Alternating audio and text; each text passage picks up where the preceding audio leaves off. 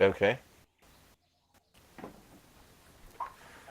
It looks like it's going live.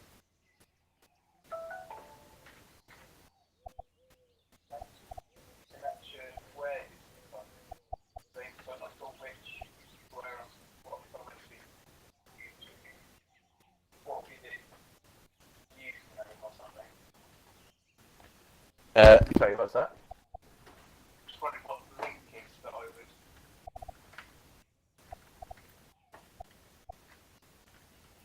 The link you need to put in OBS or the link that No, you. I've got all that sorted. I just need to know where I find it on actual on YouTube. I guess just go to the Bristol VR Lab YouTube, and it should Okay. say like streaming now or something.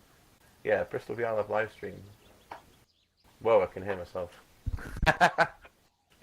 Yeah, it's really a bit weird. I'm with you well the way you can speak it. That's very confusing. Yeah, okay. Okay. Yeah, I can see it. I can stream it. Okay, that's cool. So that works basically. Did you get the audio? So how are we going to tell that? Um, I'm going to. I'm going to hang up on WhatsApp, and then I'm going to hopefully you'll be able to. I'll be able to hear you on YouTube. Okay. Yeah. Cool. I imagine there's going to be quite a lot of latency on YouTube if you can hear me. But I've got my voice set to amplify, I think, right now, so you should be able to hear me no matter where I am on the map. But I don't know if I can hear you anywhere.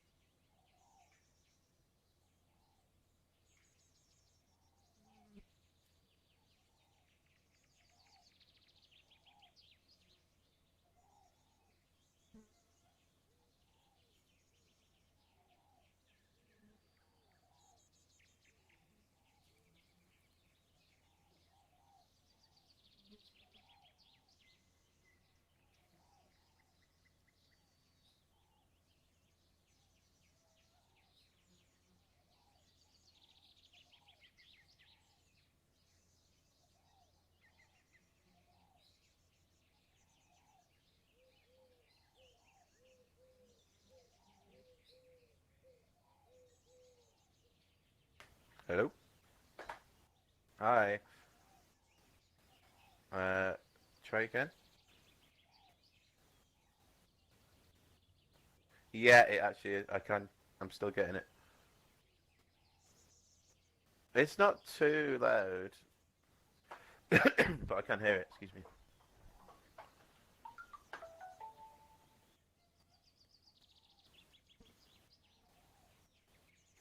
Let's see. I'm testing. Yeah, it's. I think it is quieter. Oh, hey Sam. I'm okay. How are you? Just, uh,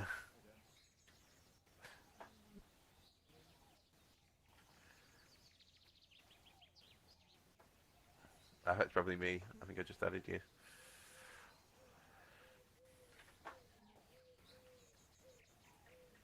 No.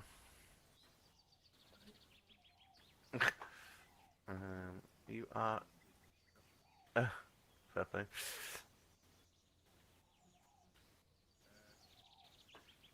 Yeah, we're fighting some echo for some reason. Yeah, you are really now dead quiet, Ben, for some reason. So it's not just how loud your headphones are or something, is it? You got your headphones on ridiculously loud?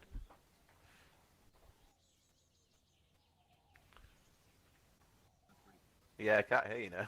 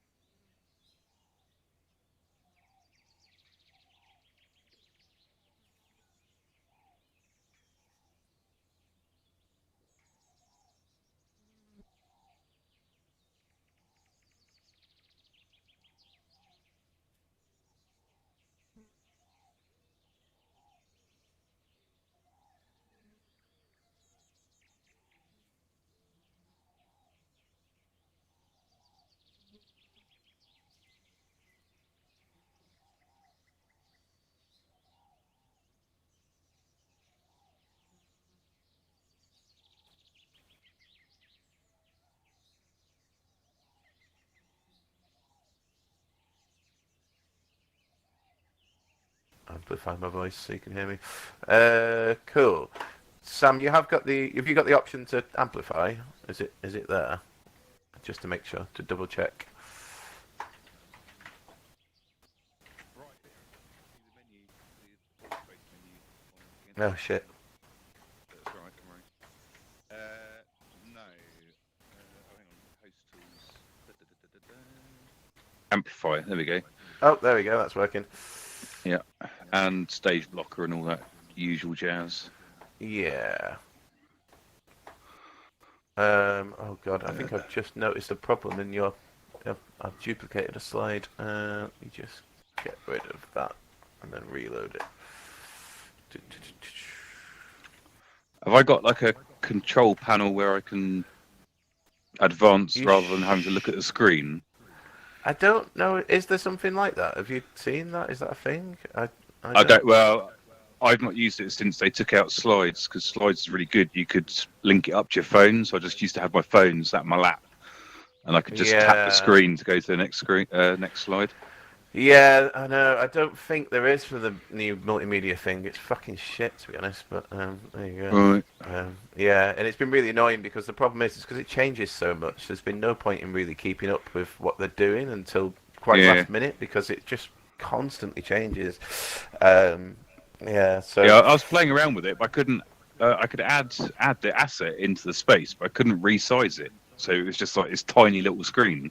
Right. Yeah. I think there is an unofficial thing that somebody's built that's one of the MRE kit things, but I've been a bit Right.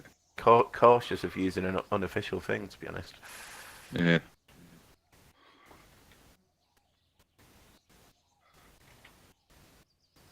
It's not the biggest screen I've stood in front of, to be honest. I'm sorry.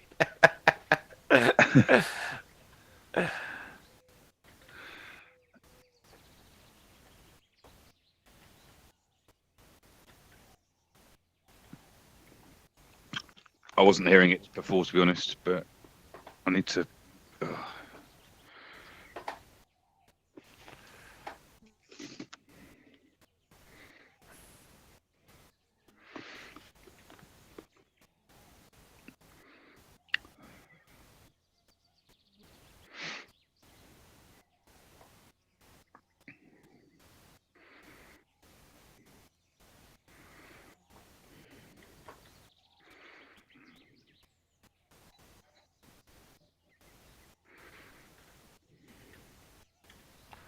Okay, Ben. Can I hear my echo? Does it only happen if I'm close to you? Maybe. Actually, no. It's gone away. Then I think I can hear it tiny, tiny, tiny, tiny bit. But you might need to give speaking a go, Ben, so I can actually see if I can hear you or not. So.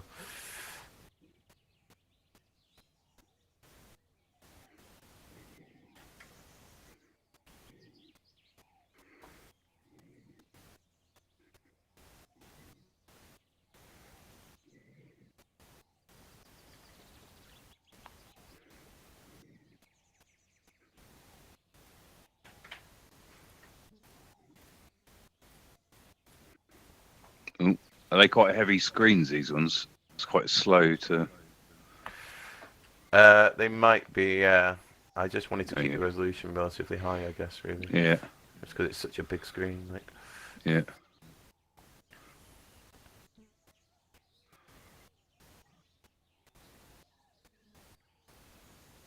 Hopefully, no one's going to lose their shit over the fact I've got a Quest 2 on in the pictures. Well, hopefully not.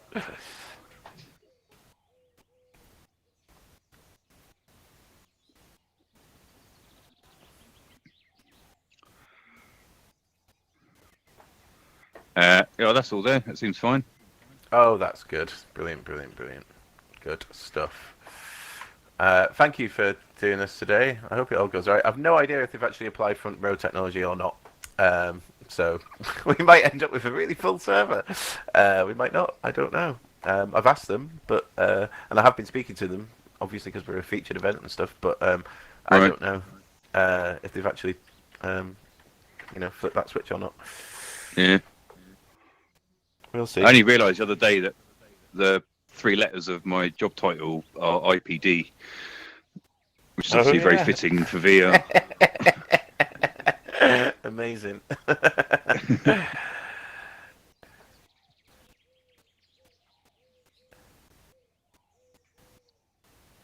Our headset slide gets bigger and bigger and bigger every time, doesn't it? Well, more headsets in there quite rapidly.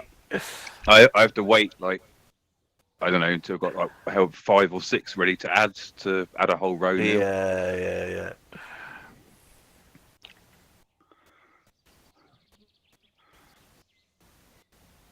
Now it's loaded, it seems alright. It's just those couple were a bit slow to start off with.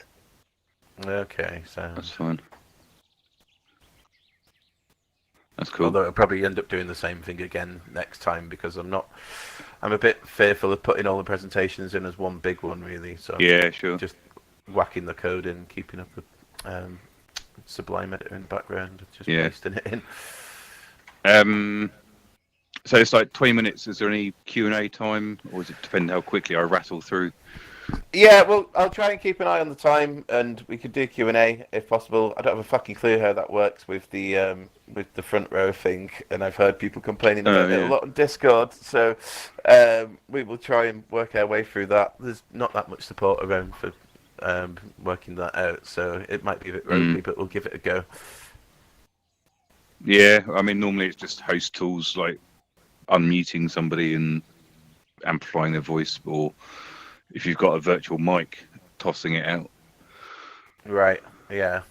I don't have a mic, I don't think. I don't know how to create one. Do you know how you create a mic? I think it's one of the standard world assets. Right, yeah, I'll have to go into the other thing. Because it's a featured event, you can't do anything in the world editor with the world editor tools. So you have to go back into your original world and then right. And then re-import the world.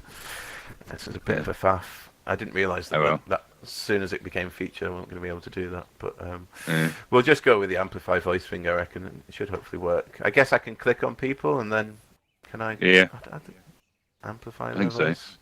I can't do it for you now. I don't know actually. No, Hmm. no. Yeah, I think it's just through the host tools. You got the host panel. Host panel. Oh yeah, I see. Oh, so I have to look for people. I look at someone's name, go into the host panel, and then click an open mic or something. Oh, megaphone. Yeah, I see. Yeah, Although for some reason I can't do I that. can't do it for Ben, which is weird. Yeah. Maybe you have to be a host. I might have to set myself as a host. Maybe. Uh, Well, I don't know. I've got the little H star next to my name, and everyone else has. So weird. hosts. Maybe Yeah, it's just everyone's because listed they've under. got a. It might be because everyone here has got a contextual role and they're not a normal audience member, Yeah, so maybe. they can decide whether they want to do it themselves. So maybe Yeah, it's just everyone's because listed they've under. got a. It might be because everyone here has got a contextual role and they're not a Allow normal hand audience member. raises. Oh, there we go. Yeah, So maybe. Allow hand raises. Yeah. they can I guess decide it's whether they something want in that, isn't it? That'll Yeah. probably automatically do it for the front row chat as well. hmm Cool. Well, the That's world looks really helpful. nice. Thank you. Yeah, we've put a fair bit of effort into trying to make it all nice. You can go into the lab and stuff as well. It's like fully built Yeah. in the interior. Yeah. I might go and have a Um, quick mosey. Cool. All right then. Or, Well, I'll catch you in a bit because I'm expecting someone else. So yeah, have a wander around. Yeah. What time do you want us in?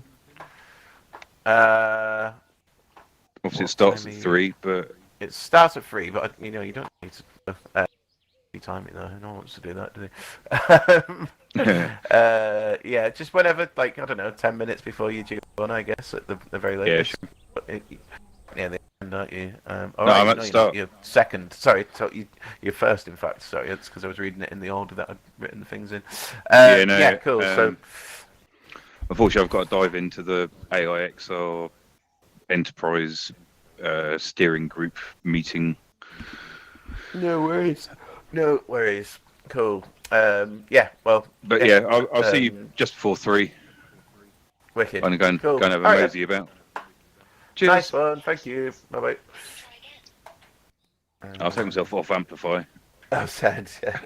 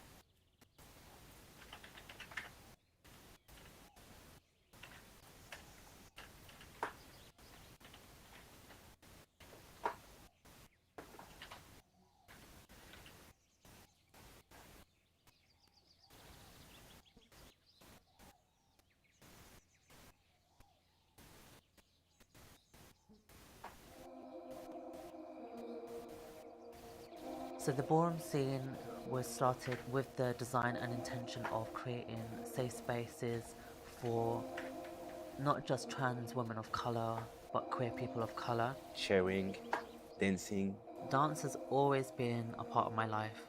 and where I can express myself. It felt like home, It's a place to be free. our survival and our existence. I worked in McDonald's because of homophobia. It's our ballroom. It's our competition. We take it very seriously.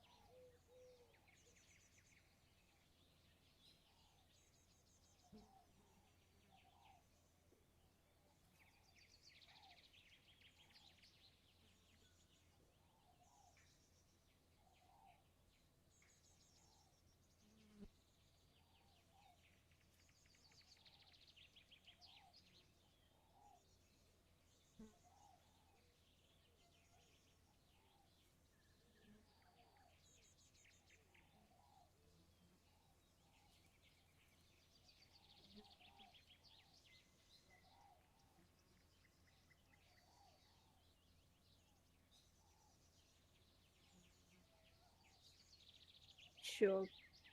Okay, that should be on now. Are you getting Wicked. amplified Let's me? just jump somewhere. Yeah, I can hear you from here. Perfect. Cool. Nice way to incorporate the sponsors logo. That's clever. Yeah, well, I thought that might be helpful. Oh, hi, Vin. Good point. Uh, cool. Nice. Shall we head over there and just check your slides then? Make sure they're all. Yeah, sure. So where are we up to? Okay. Just We are going over here to the right. Okay. Yeah. we going over the bridge? Yeah.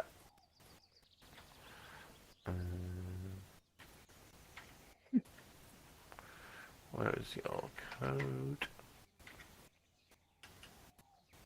Ooh, that's quite a ramp. Oh, there I am. There you are. Whee. God, that's massive. Okay. It's much bigger than I sort of realised. I only know that I've seen people actually I feel like I should presenting have from paid more it. attention to the slides. Come on. Oh, yeah, I think he might be AFK. And now a camera person's over here. Punky camera person. Hi, punky Alex camera Avatar. person. BVRL Yeah. camera. Thank you. Yeah. Yeah. God, the steps are really steep, aren't they? It's kind of Roman. Yeah, they are. Yeah. Yeah, we need to fiddle about with the steps a bit at some point, actually, because they're quite hard to get onto. But, yeah, we'll get there. Ugh, this feel a bit life-threatening when you start going down them. So this is a new interface for me then. So I presume the sort of previous play stop next stuff is just because I've got host tools up that I've got that option. Why am I ringing? Hang on. Sorry, I don't know. I'm just going to check that's not It's alright. anything important. Looks like spam to me. Yep, just ignore that one. Yeah. Okay. So, okay. It's doing a mad screen door flickery thing, but I'll just ignore it. So let's see.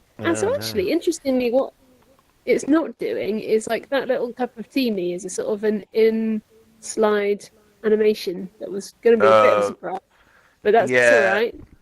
Yeah, it only really just supports JPEG images, this multimedia player, and videos at the moment. So actually, basically. any animation-y type things are not worth it. Okay, Yeah, they had to that's all scrap right. stuff. It's been a bit of a mad thing, and it's changed quite a lot. Loads. Shame. Oh, I wish I'd known. Yeah, I've got some overlapping images and stuff. Is it? I mean, how easy is it if I do a cleaned up version? Is it If easy you enough could to do drop that it in, and or is send it it a to me. massive headache? It's fine. Honestly, it's fine. Yeah. Yep. Yeah. Cool. I'm what I'll do fairly is on. I'll just, rather than animations, I'll just have slides that progress the Yeah. things. It wouldn't take me long. If I know that's not going to work, I won't worry about it. It's all been a bit of a learning curve, what'd to you be honest. It's all been a bit of a learning curve. Yeah, Before sure. we started with the Okay. design Cool. and So you got intention of the thing in. creating That's safe good. spaces Yeah, this for video works at least. not just trans women of which is color, That's nice, but being queer people of huge. color. Sharing, dancing. Dance has always been a part of my life. It's so weird Wow, I seeing a can't VR express piece myself. on a flat screen in VR. I know, yeah. Yeah, it's a shame there's no way to just have a 360 projection of stuff in here, or just be able to sort of gift everyone a 360 video for a minute or something. Do you know what I mean? That'd be cool, wouldn't it? Yeah. That would be great. We should recommend it to the Alt Space crew. But I probably will do it at some point. Actually, I've been thinking it for a while, but yeah, they've got so many other little the just basic things that don't work right now. That it's big features like that. I think are quite far away for them. It's so buggy at the moment. A lot of it, yeah. How has it been trying to get this particular event going? Very stressful, to be honest. Very stressful. Yeah. Yeah. Is that Yeah, because I've of worked people a lot or of. technology? What's that? Sorry. People or technology? Oh, technology mainly, to be honest. Yeah, people have been Yeah. fine, but it's just actually sort of wrangling kind of really buggy software and that doesn't have much support, and it's just the help page for putting on an event is huge because there's so many weird little random things that you have to do. Do you know what I mean? It's one of them programs that's been around for a while that just has loads of sort of hangovers from sort of rush job things that were done in the past, if you know what I mean. Yeah. Oops. Obviously, you can actually kind of go around and back again. Yeah, this should all be fine. I'll get you a different version that doesn't hide all the stuff. Okay. I presume, I mean, the only sort of slightly practical, ridiculous thing is that I'm obviously like staring at the screen to do the progressions. Am I missing a really obvious thing where I just have a kind of No, you're not like missing anything thing obvious. in my They just hand? No? they when they scrapped the old slide thing, they Yeah. have just basically lost the clicker. Basically, it's quite annoying, but there's nothing I can It's do about always it. is. Really, You've at the been moment. given like alt space above all else, sort of showing like panels and presentations and talks and stuff as their thing. You think they might have a clicker, but Well, well, not to that's mention fine. that it's owned by Microsoft to make fucking PowerPoint. Like, you know. You have a point there. The fact that they don't even have like basic sort of slide progression animation type things, that's really amazing. I know. They I know. ever see these kind of like awkward kids in the corner of Microsoft again, like, I'm just going to try it. Yeah, No, that's it's because they fine. I'll just drop you a Panic had note. to delete the old one and just and there's a very small Sure. team working on this multimedia console thing, and the poor people are getting so much shit in the Discord about it all the time. I do feel a bit sorry for they? them because there's clearly only like one person working on it. Yeah, And I think yeah, the I old think thing. they've hit a bit more than they expected in the time. Yeah, yeah. The old thing had a lot of stuff built for it, so they were just relying on that. But it was too open and allowed people to fuck around with scripts or something like that. So I think it was like too Okay. much of a security flaw for Microsoft to allow it to exist anymore. Oh, I see. Yeah, Yeah. makes sense. Yeah, so it was a bit of a sort of quick. So they've had Yeah, to basically like- strip it all out and try and build back from, which is no bad thing, but it's yeah, it's a tough time, I'm sure. It is, yeah. Putting something on in the interim period's a bit of a ball ache, but there you go. Never mind. Yep. Well, that's never do the easy established thing, right, Dan? Absolutely, yeah. Just struggle away, be early adopters. Yeah. Well, you job new thing. What was I going to ask you? Tell me about like the running order. How are you going to handle the when? Because obviously everyone's going to come over here. There'll be a bit of hanging out. I know I'm not first, so I don't have to worry about it really. Going to kind of introduce some early intros. Are you going to queue everybody in? Like, how do I know when it's nearly me? And what would you like me to do? I don't know. I was just going to wing that, to Oh, be you need to honest. do so. I've not had a chance to think about that side of things because that's the side of things that I'm used to being able to wing in a way. So like I just Yeah, figured you that'll can sort of task work it. itself out. I'll Whereas take a cue everything from you. else is Because I'm a a host massive anyway. learning curve. Yeah. Yeah. Yeah. So yeah, I don't know.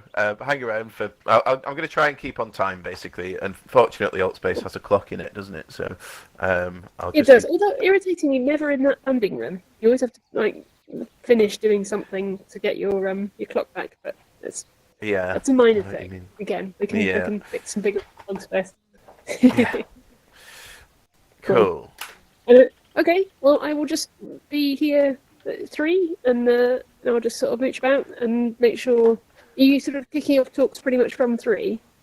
I think 3 is when I'm actually doing the first talk. Well, So a yeah, bit of I mingly just time. sort of a little. There's 10 minutes of mingly time and sort of making sure that everything's working, etc., etc. But yeah.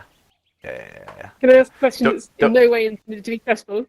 Like, Go on. if it gets to the time when you want to do talks, do you have like a magic button that puts everyone here, or are you going to have to literally go and herd them up? No, I've put signs everywhere to say where people need to go. Yeah. And the amplified voices are, everyone's got the amplified megaphone thing, so no matter where people are, they will be able to hear them at least. Oh, okay. I've got maybe got someone to help as a moderator, and Ben should be floating around as well. But I'm going to be muting everyone when the talks actually start anyway, so they're just going to be going, and hopefully people will see the signs for where this thing is. Yeah, they'll figure it out. And if they don't, then no big deal. Yeah, exactly. I mean, at the end of the day, if people are exploring, it's kind of good that people see the world as well, really. Yeah, definitely. It's nice. I really dislike the bit in Engage where they lock you to a space and won't let you move. So actually, if you let them free roam if they want to, and not presuming that they want to sit in an amphitheatre listening to us chops in a way, that's probably quite Right, a nice, yeah. nice Interesting. take. Mm. good. That's good feedback on someone else's event. No, it was awful. I kept trying to see. Was trying to get a better view actually because they kept locking me to this seat off to the side. I was just moving about, and yeah, I got moved 3 times, and then they literally locked me in seat and wouldn't let me move, which felt incredibly like inhibiting and annoying and patronising. So yeah, Yeah, yes, totally. I dislike it enormously. And not least because someone immediately came and started like waving in my face because I think they realised this was the naughty seat. So yeah, someone just came and being a pain. I'm like, ugh. So Right. yeah, that was my least Lovely. favourite one of these. Oh yeah, let's just let them roam if they want to roam. Yeah, that's the one thing I'm worried about actually is griefers because I've not really planned much for dickheads. But we'll see. See what happens Yeah, there. I mean, you know, presumably you and a couple of others can boot with that if you think that's what they're doing, and you know, it is a part of the furniture at the moment, but at least it's a private-ish event, isn't it? So we'll see. Yeah. Oh, no, it's not, is Well, it? no, it's not. It's totally open. It's public. It's featured, and Yeah, I did it's see it like as I was coming this morning. Actually, like 100 and something other, 135, I think, signed up, which is brilliant. That's wicked. yeah. Oh, we're up to Yeah, 140 I now. was It gonna say. says. Um, Nice. yeah, and as of in about an hour, it will be like the number one thing on the website if you go on there. So. Fantastic. Shit. Oh, cool. So who Yeah. knows who's going to join us? Oh, my other Yeah. question is there any kind of Q&A-ness? What If there's expected? time for it, we'll do it. Yeah, totally. And I think I've figured out how that works. The one other question, the one problem that I have right now is that I don't realise they haven't told me if they've enabled front row for this or not, even though I've requested it. Considering that we're a featured event, they put us in the newsletter, and I have been talking to them. I'm hoping that they have enabled front row, which means that it hopefully won't crash if 140 people join, which would happen if they haven't enabled it. Excuse me. So we'll see. I guess we'll find out. Yeah, and that Right. gets a little bit complicated. But I think looking in the host panel, there's a little participation thing, and I can allow hand raises, and then I can turn people's microphones on and stuff. So yeah, I'll have to just figure that out because there's no way to practice that really, unfortunately. No, So just give it a whirl. just gotta see what We'll happens. figure it out. Yeah. Yeah. No, sure. I'm sure it'll be all fine. These things are sort of. I think people know that these things are. By the nature of the event, it's a new context, and we're giving it a go. Oh god, so yeah, totally. That's everyone's why I'm never pretty particularly judgmental when I go on these things about how people put them, because it's just like, yep, I know how hard work that is from your side. Like, yeah. Yep. Yeah. Well, what I'll do is I'll put my headphone on charge, put my headset on charge, so I don't do. Oh, I keep coming up with questions, but I am on a quest. It's easiest for me not to use headphones. But are you worried about quest noise? Do you want me to dig some out?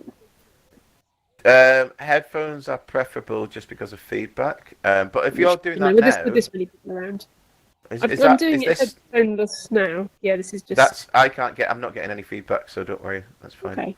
All right. Yeah. I'll try and make sure I've got some about, so that if for some reason it starts being a pain, I can just plug in. But it's definitely. Okay, cool. More comfortable. But yeah, no, there's no problem right now at all. It's fine. I'm not getting anything, which is weird because I was getting it with Ben earlier, and he was wearing headphones, so God knows what's going on with his setup. Just nature of the beast, isn't it? No predicting these things. Yeah. Cool. I'm going to go send new slides, and I will see you there at 3. But Thank this is all looking great. you. Nice one, Dan. See you later. Cheers. Bye bye. Hello, Vin. Oh, there you are. Hi. Hello. I can't hear you. You may be muted, or your microphone's not working properly.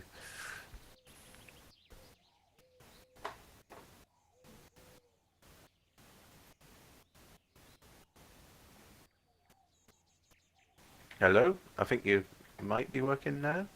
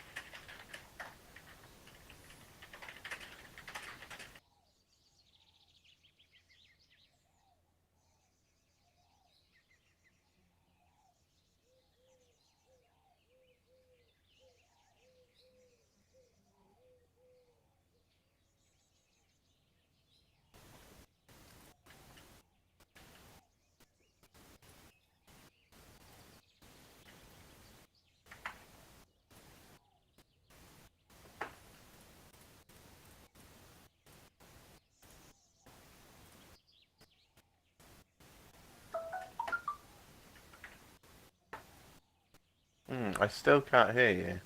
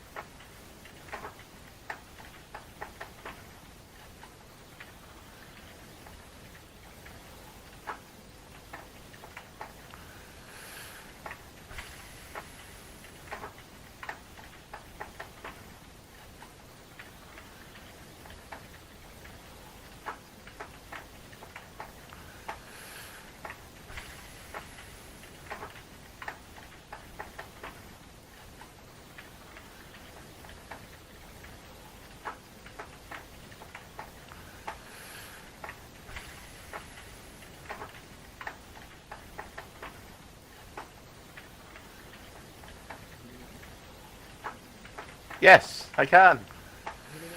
Oh, yeah. Yeah, I can.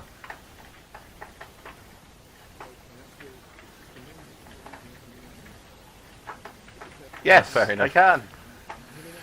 Oh, yeah. Yeah, I can. Yeah, I'm with you. Yeah, no, I can hear you fine. Yes, Fair enough. I can. Oh, yeah. Yeah, I can. Right. Yeah. Yeah, I'm with you. Yeah, no, I can hear you fine. Yes, Fair I enough. can. Oh, yeah. Yeah, I can. Right. Yeah. Yeah, I'm with you.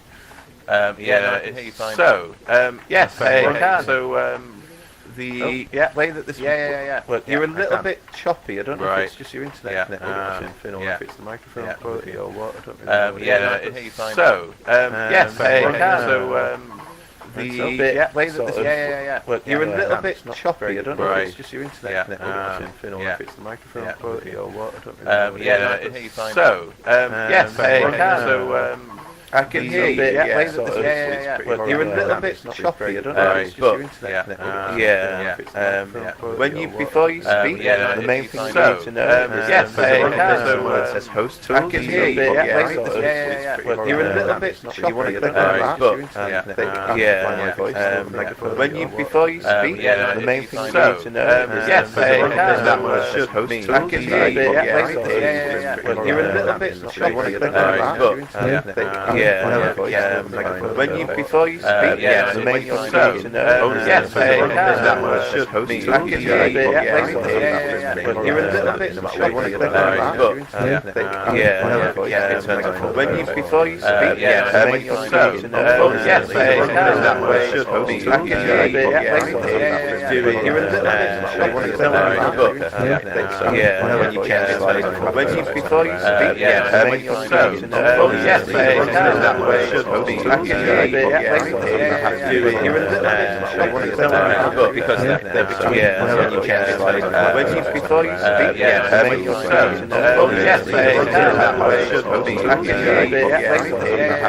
You're a little bit choppy. You want to click on that, but because when you change it, when you before you speak, the main thing you need to know is that word should be. I can hear you. You're a little bit choppy.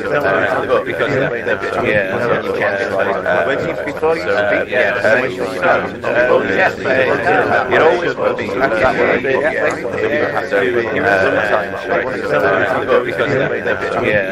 it, when you before you speak, the main thing you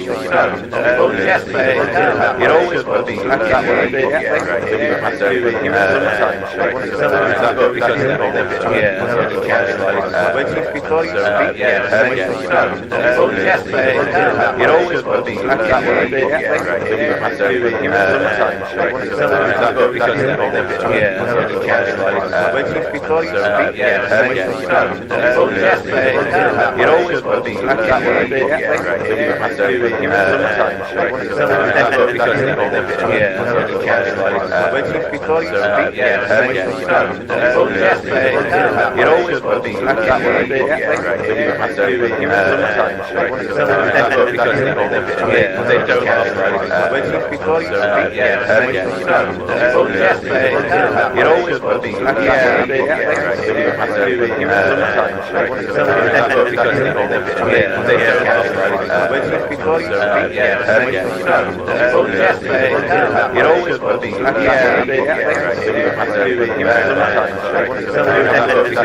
I mean,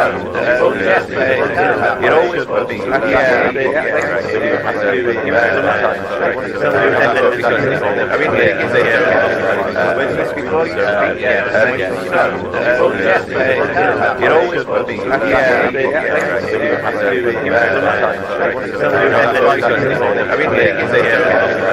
you before you speak, it always will be that word. I mean, when you before you speak, it always will be that word. I mean, when you speak,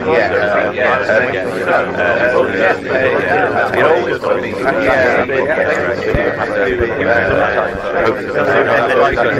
mean, when you speak, I mean, the thing is, it always will be that word. I mean,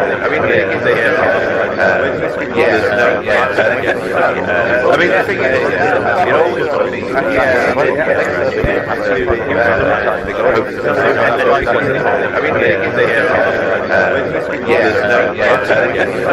I mean, the thing is, it always will be that word.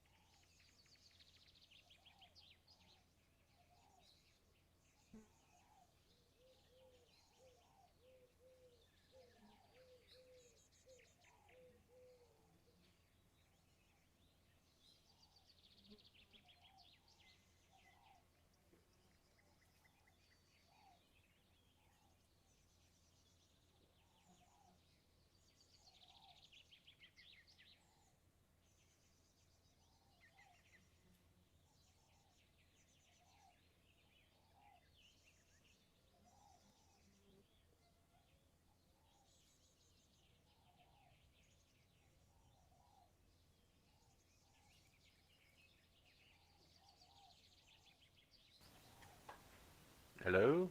Are you in here somewhere?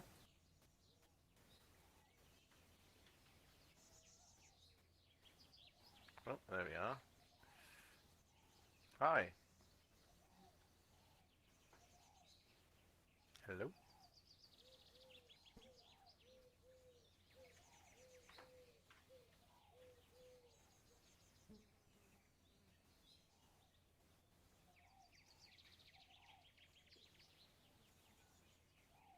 Hello, I can see you, but I can't hear you.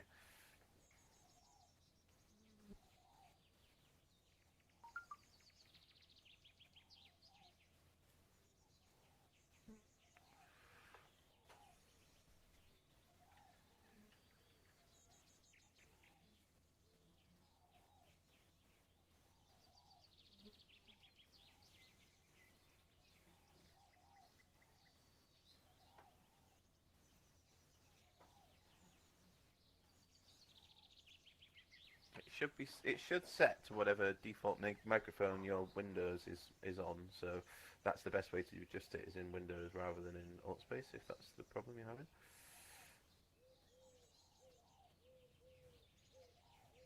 If you're using Windows, that is.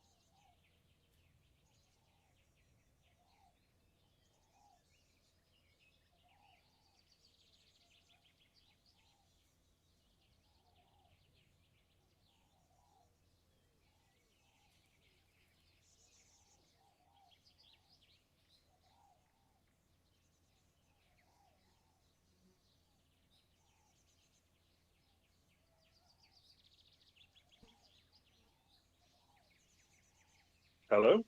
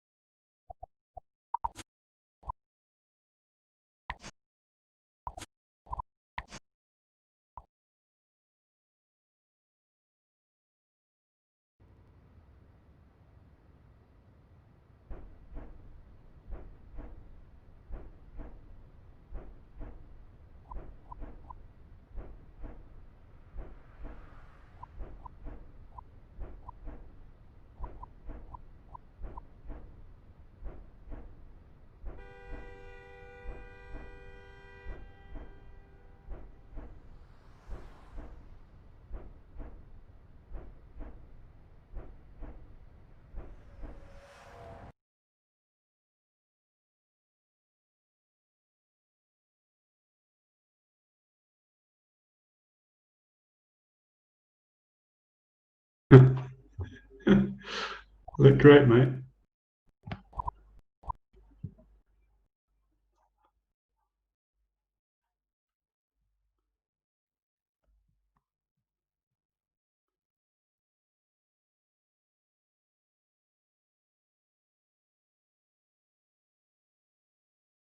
Isn't this cool?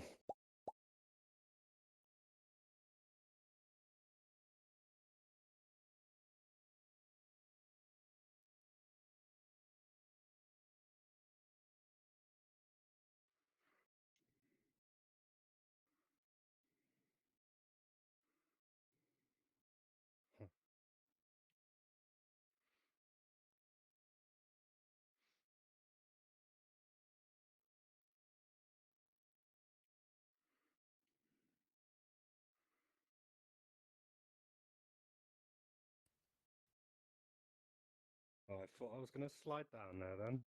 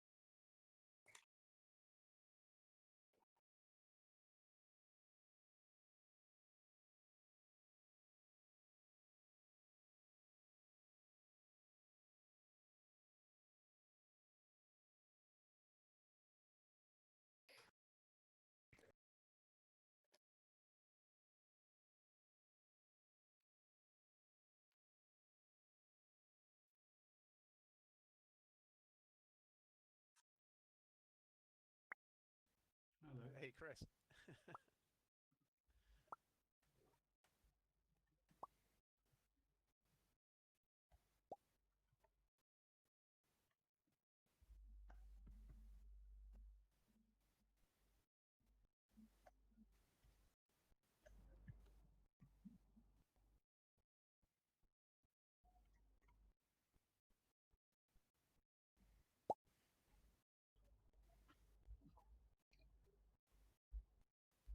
Hello, Chris.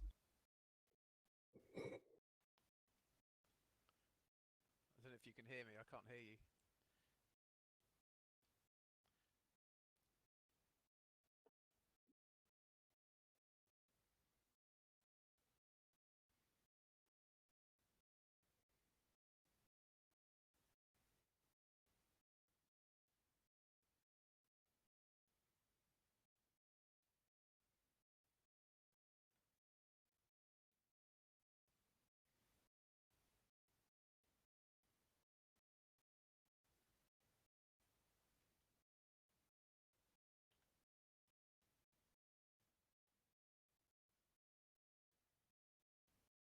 Hey, Ben. Hey, Steve.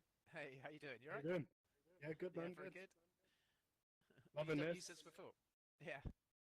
No, I tried to get in last time, but had all sorts of issues. But I'm in this time, and yeah, it looks amazing, man. I love the bridge Yeah. and the amphitheater. Should be good. Have you got music playing? Only what's the music that's on here, I think. Yeah, yeah, okay. Can you hear it? That's Can you? cool. I've got a headset I in. can hear it. I can hear it. It's just not coming through on our live stream. That's all. It's a bit odd, but can't Okay, work out okay, what's. yeah. Don't worry. I was just asking out. Yeah. Yeah, no, it's all good. I thought you were having some feedback problems then. Yeah. I'll turn off my mic. It's a bit weird. Hello. Hi. Hey, how's it going? I've got a bit of feedback, so I'm not going to say much. Yeah, I mean, it's easy to tell you, isn't it, really? You actually look like yourself. Hey, Dan.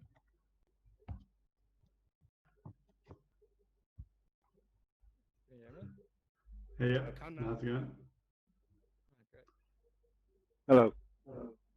Hey, yeah. Looking good. Lots of people. Yeah, it's awesome, man. I love this setup.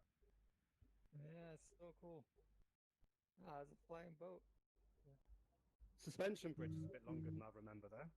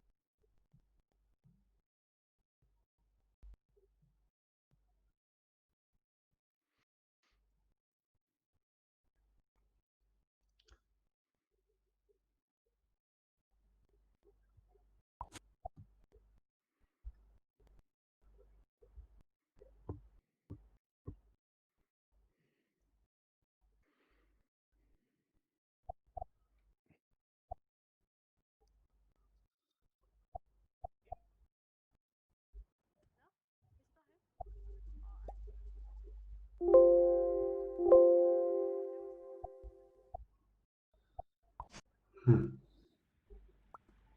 you sure it was him and not somebody who looked like him? Yeah, but somebody look like him. Oh, okay. It No, says no. he's offline on my end when I look at my friends.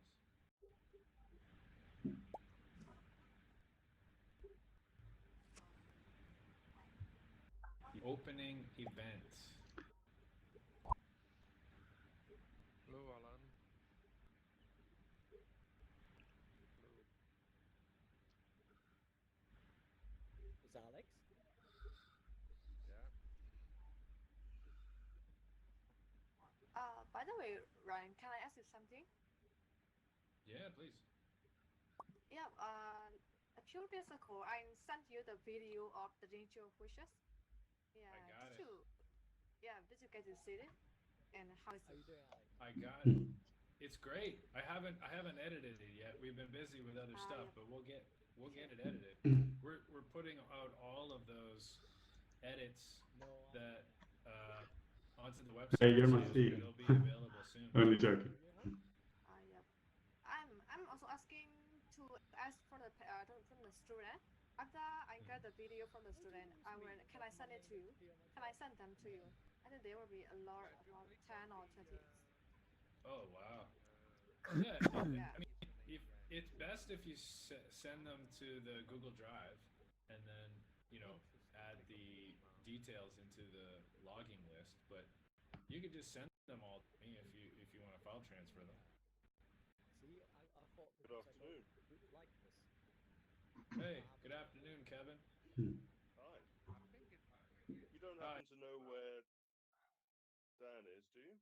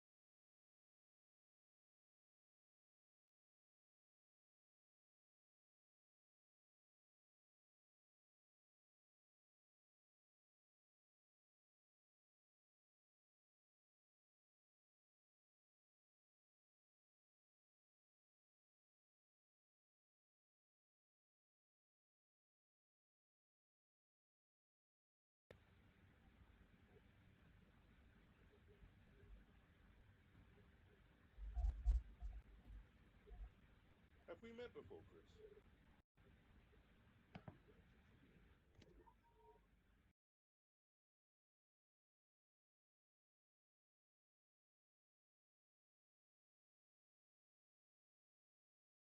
Can you hear me now?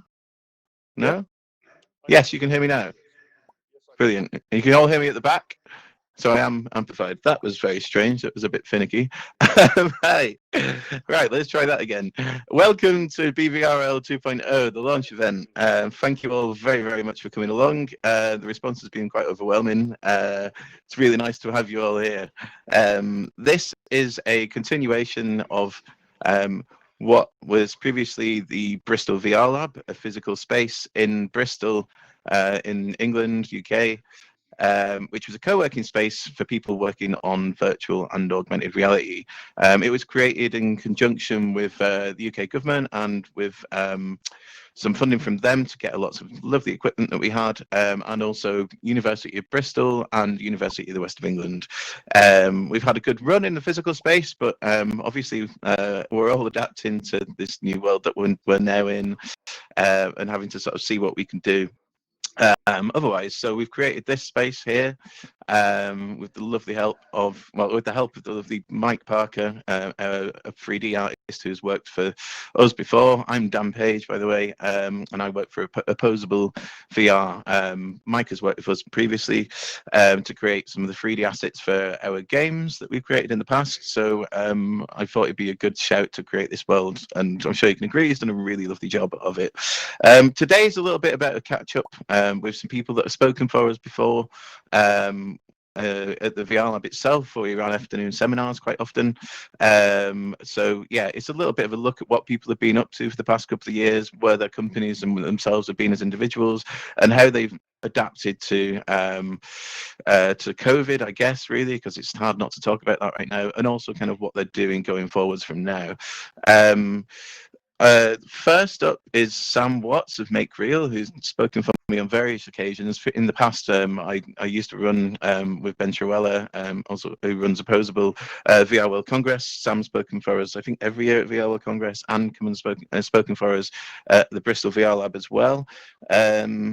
I am going to just set up his slides now, but Sam, if you'd like to come forwards and say hello while I do that, please do. Set myself an amplify. Good afternoon, everyone. Thanks, Dan, for inviting us here to this inaugural event at the quite astounding custom world that you've created here in Altspace. I do encourage you all, after the talks, to go and have an explore and find all the secret nooks and crannies. It's a shame, obviously, we can't be doing it in the real world, but this is a fairly good alternative. I'm going to be talking on that theme of COVID and VR and how we do VR currently with some of our clients who can't all, like us, be together in the same space. But just quick, just check that everyone's emotes are working. Can you give me a smiley face just to check you can hear me okay and you're all ready and raring to go? Excellent. Okay, this is the new Altspace presentation tool. I haven't quite got used to it yet. I've got to do it on screen. I have to say this is probably the biggest screen I've ever been in front of. So yeah, I'm Sam Watts, Immersive Partnerships Director at Make Real. We're a studio down in Brighton. There's in the other Bristol, as it were, down in the south. And we've been creating immersive content for about a decade now, and specifically a lot of AR and VR since sort of the rise of the Oculus Rift in 2012.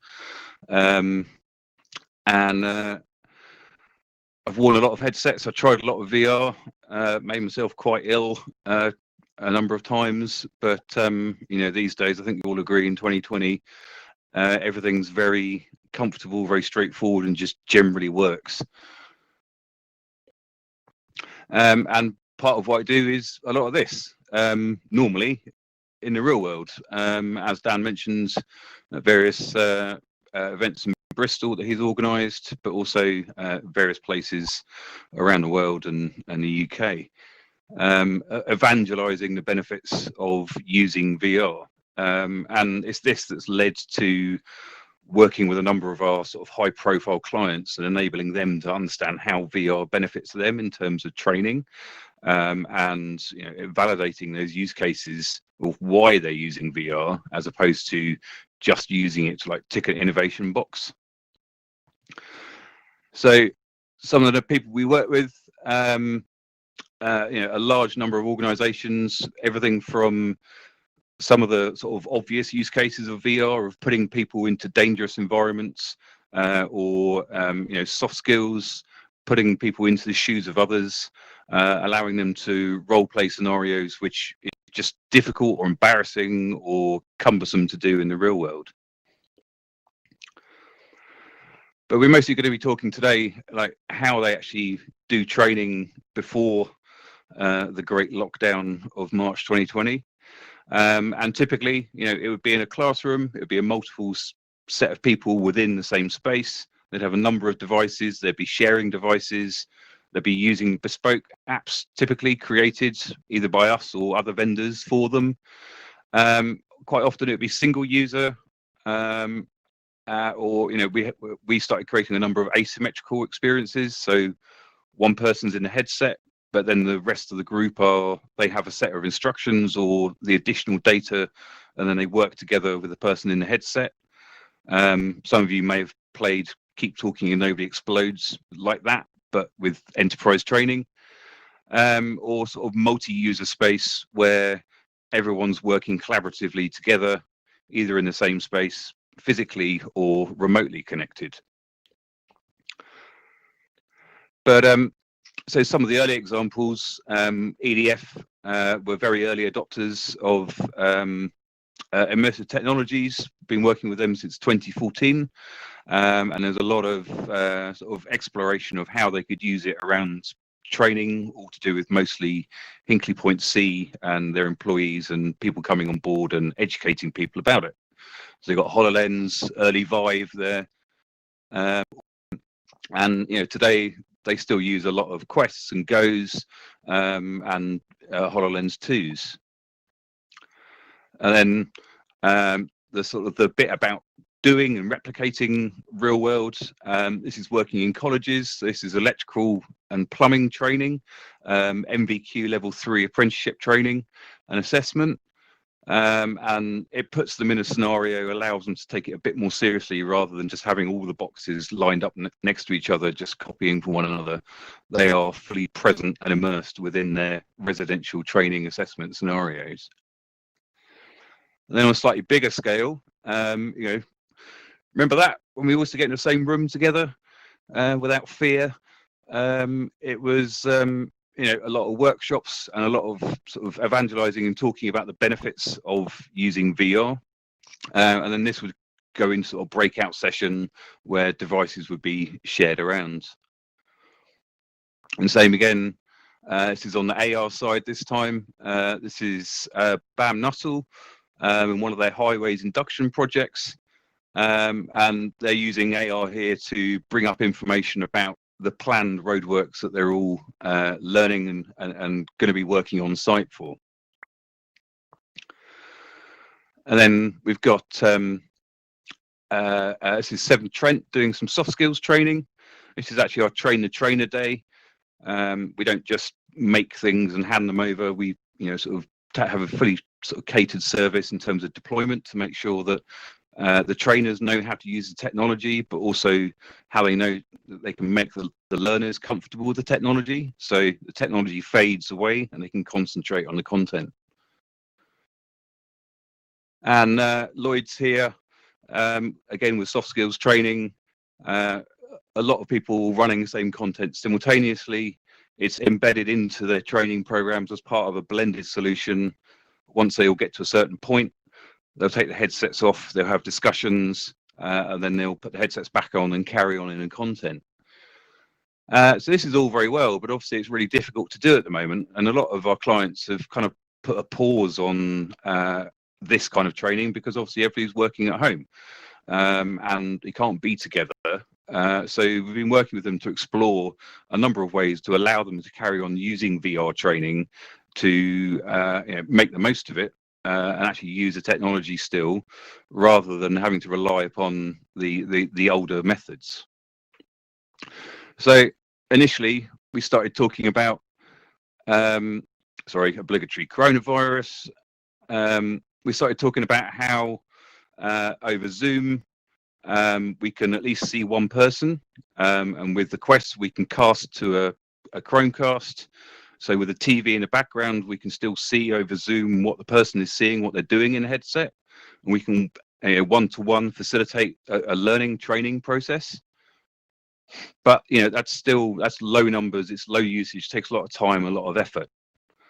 So with multiple people in multiple headsets at the same time, we can run a group training session. But this then takes away some of the opportunities for some of the streaming, and it makes it quite difficult in terms of focusing on one person specifically. This is a number of people. This is a slight mock-up image, I have to admit. This is some of the Make Real team obliging me to create photos for this.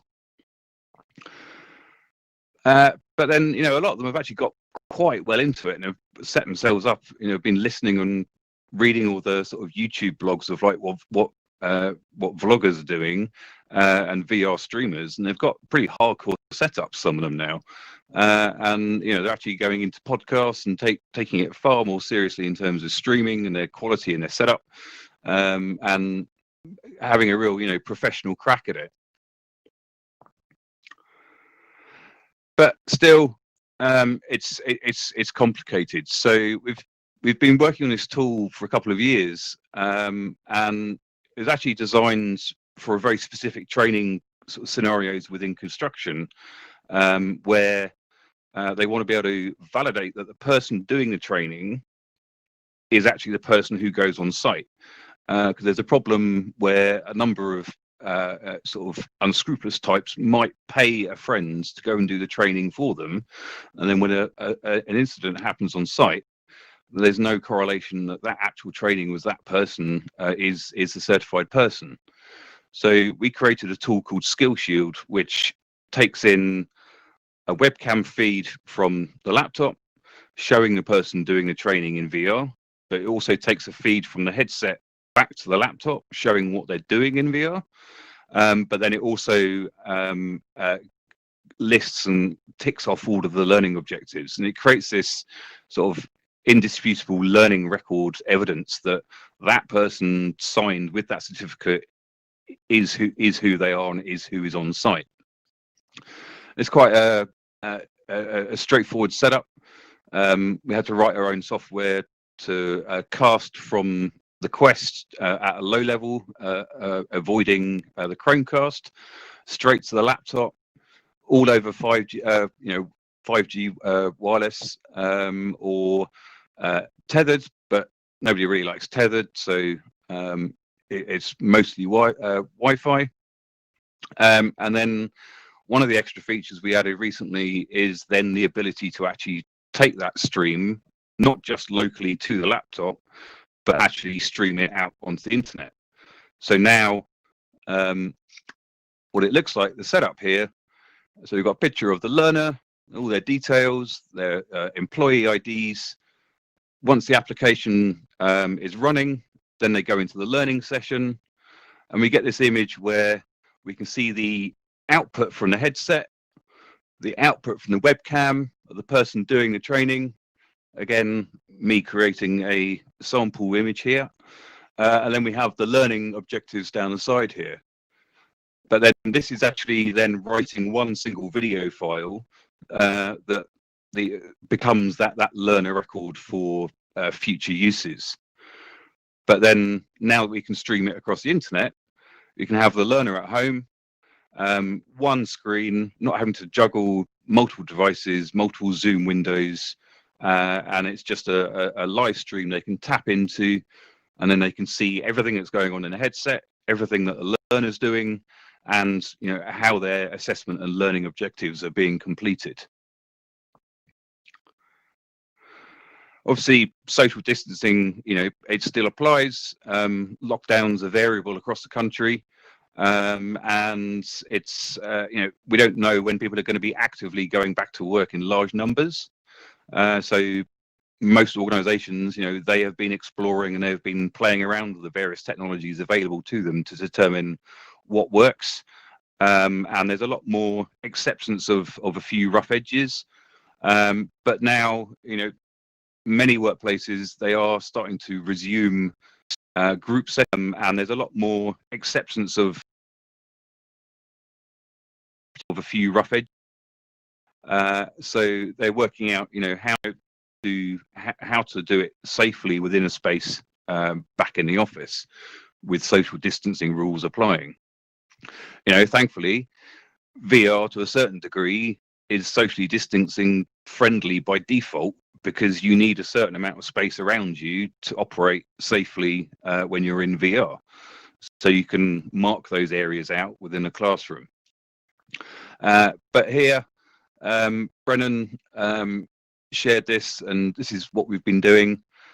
We've always had very high hygiene quality for, in terms of events and whatnot, but we've moved up a scale, obviously with coronavirus. So full-on medical wipes, cleaning the lenses. We use CleanBox UV light boxes. Other UVC boxes are available. And then ideally, you want to set the headset aside for 5 days to sort of be that last safety checkbox. But then obviously the problem there is to set that aside, you need more devices, and many organizations aren't ready to scale yet.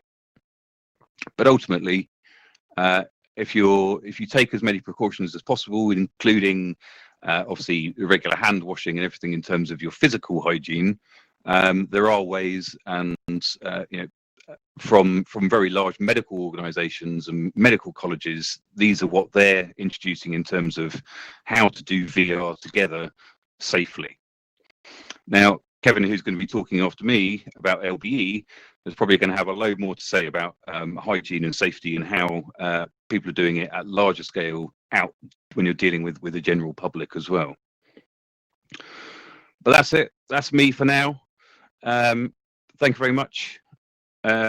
We started a little bit late, but I don't know if you wanted to have any questions, Dan, if you'd worked that out. I'll be around for a bit. Unfortunately, I do have to go and dive into another meeting at 4 p.m. So, okay, let's give that a go. Thank you. Big love. And sorry, we can't all be together, but hopefully if you're in AltSpace for the first time, you're enjoying some of the ability to be close together virtually. Let's see. So, thank you very much, Sam. This is my first time that I've done this, so do excuse me if it's not working. Has anyone got any questions for Sam? Can't hear you again, Dan. Oh no. Can you hear me now? Can you hear me now? No?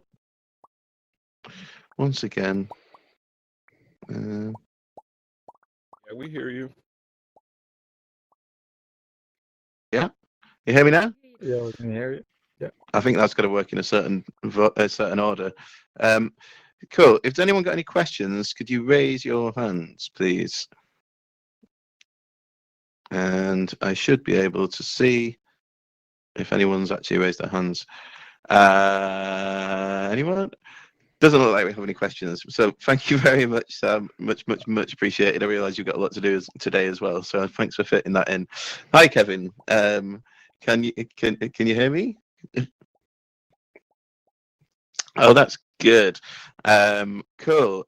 Here is Kevin Williams again, who's spoken for me a couple of times before. Thank you very much. Do you want to try and make sure that you've got your amplify button on? You should be able to spot it at the top of the menu with the triangle on the left. So let me just see.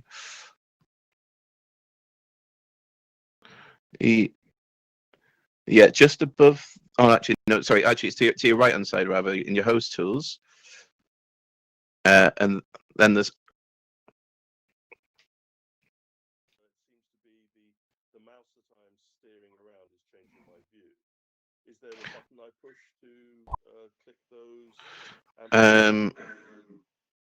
Let's see. If you try.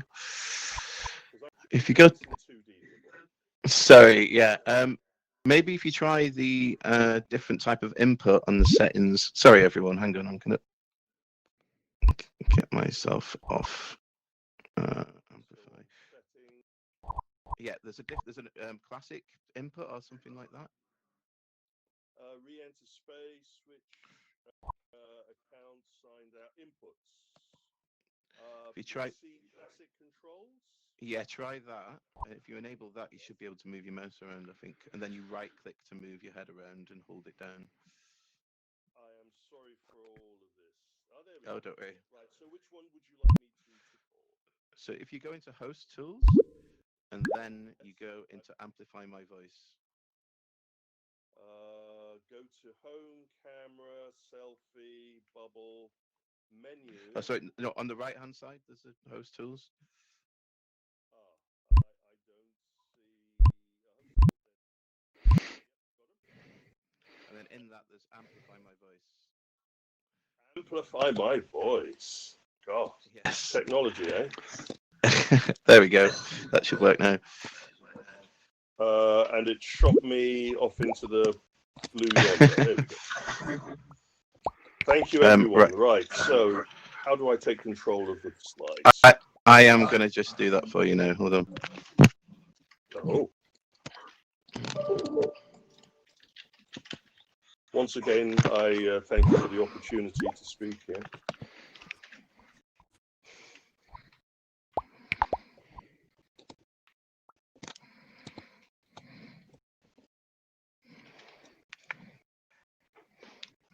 There you are. You should be able to hit the next button at underneath the screen there. Where's the next button? Oh, I don't see a next button. I see nothing. I see my presentation. Oh, and then it's gone, and then it's back. All right. Okay. I see no next button. Where should I be looking, darling? It should be underneath the screen. Apologies, everyone. Sorry about this. I see nothing under the screen. That's strange. Yes, the host tools are up. Oh, hold on. What's this thing here? Message all. No, I don't think we want that. Amplify voice, toggle tools, host panel. I'm not seeing it. Let me just turn that on and see if it turns up. No. I can go through the slides if that helps. Yeah, let's do it that way. Go on. Sure. Sorry for the wasting of time here, everybody. A noob trying to get used to this. Could we have the first slide? Yeah.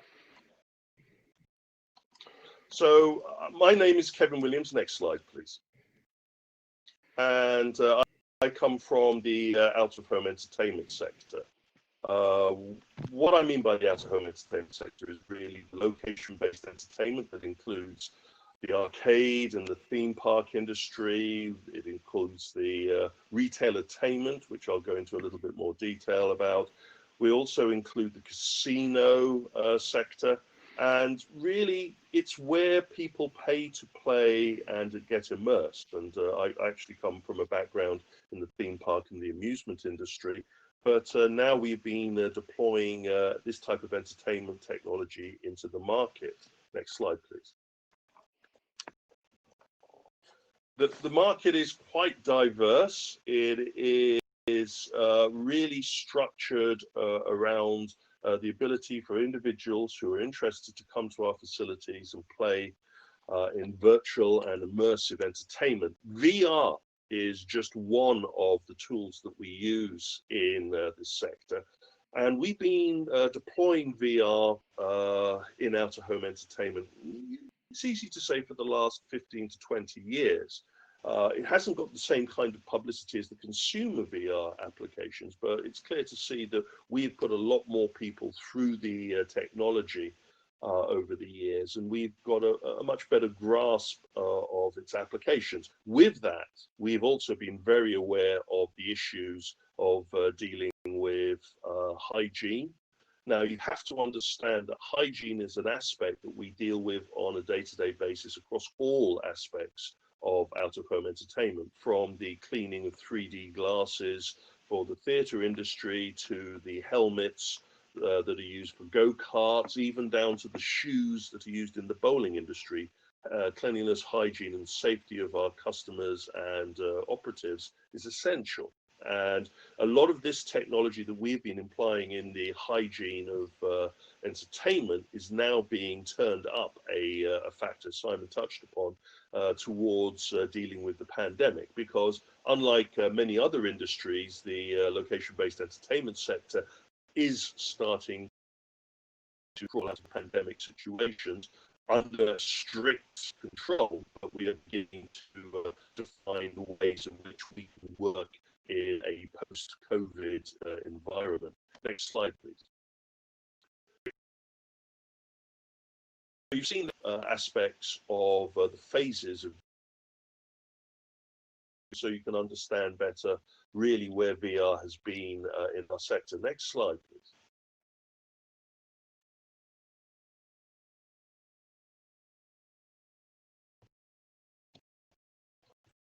I can't. Could I have the next slide, Dan? Oh, can you hear me now? I've lost you. Maybe press. Oh, there we go. You're back. Yeah. Oh, right, back in the room. Yeah, there we go. So when we talk about virtual reality technology, we're really talking about taking the consumer tech as it was back in the early phases and trying to apply that to the needs of out-of-home entertainment. And so we took the PC systems that were coming out, the Vives, we took the Oculus systems, the Rifts that were coming out. We even took the Samsungs, the standalones, the early standalones, and deployed those in entertainment applications. And I'll show you some examples in a minute. But over the latest phases, we've now seen a clear divergence in three areas. The first being standalone, most notably with the Quest, but also with the HTC systems and soon systems we're going to be seeing from Samsung and Panasonic. We then have the mid-scale PC systems, which are still tethered, but are using inside-out tracking. That was the Rift, now superseded by the HP systems, the HTC systems. And then finally, we have the high-end PC platforms. And in that area, where we move from the Vive and the Vive Pro and to systems such as the Valve Index, we're also now seeing the first development of systems specially built for out-of-home commercial entertainment and commercial enterprise application, and that is the Varjo, the Pimax, and also some new systems which you'll be hearing a lot more about at the end of the year. Next slide, please. As I said in the early days, we were looking more at a experiential, a sit back and enjoy the view kind of approach to VR. Here you see an example of the Mummy experience, where you're seeing a specially created 360 experience, but also experiencing that sitting in a unique motion seat that was synchronized to the virtual experience. Next slide, please.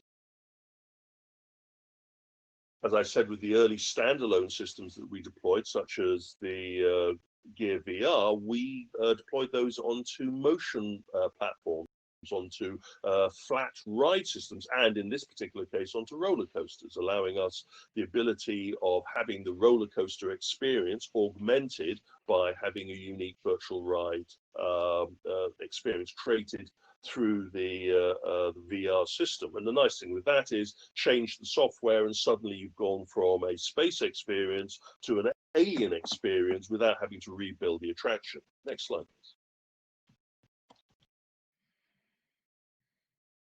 And why not try and apply a little bit of virtual reality to your bumper car experience? And we are now rolling out in the sector a number of attractions that use virtual reality married to flat ride experiences. In this particular case, using the Pico head-mounted display with a very high fidelity tracking system, you are able to totally immerse the users, the players, the riders in a virtual experience, while the physicality, the thrust, the physicalities of the experience are achieved through the bumper car. Next slide, please. Even waterproof VR, the ability for people on flume rides to put on head-mounted displays, and again through the tracking mirrored to the movement of the guests through the experience, a virtual environment and a virtual experience can be created. And even now, the development of waterproof VR systems are being deployed in swimming pool experiences where water jets simulate the movement and the control of the guests through a virtual environment, and the headset simulates either traveling through a space station or traveling the bottom of the barrier reef and interacting with the creatures that they would find there. Immersive entertainment is a flexible tool that we can deploy in a multitude of environments. Next slide, please. We have also developed kiosk systems that allow individuals to walk up and jump into virtual environments. And you will notice that a number of these tethered kiosk systems incorporate UV light sanitation systems. So the next user, when they activate the system, the headset comes down after being cleaned and sterilized by those kinds of platforms. And these are drop-in and jump-in virtual experiences that are very popular in the Asian market and are growing in popularity in the Western market. We've already seen a number of these deployed offering Beat Saber as a game experience, and I can reveal that a brand new system using this kind of technology will be launched using the latest of the Vader Immortal lightsaber experiences. Next slide, please.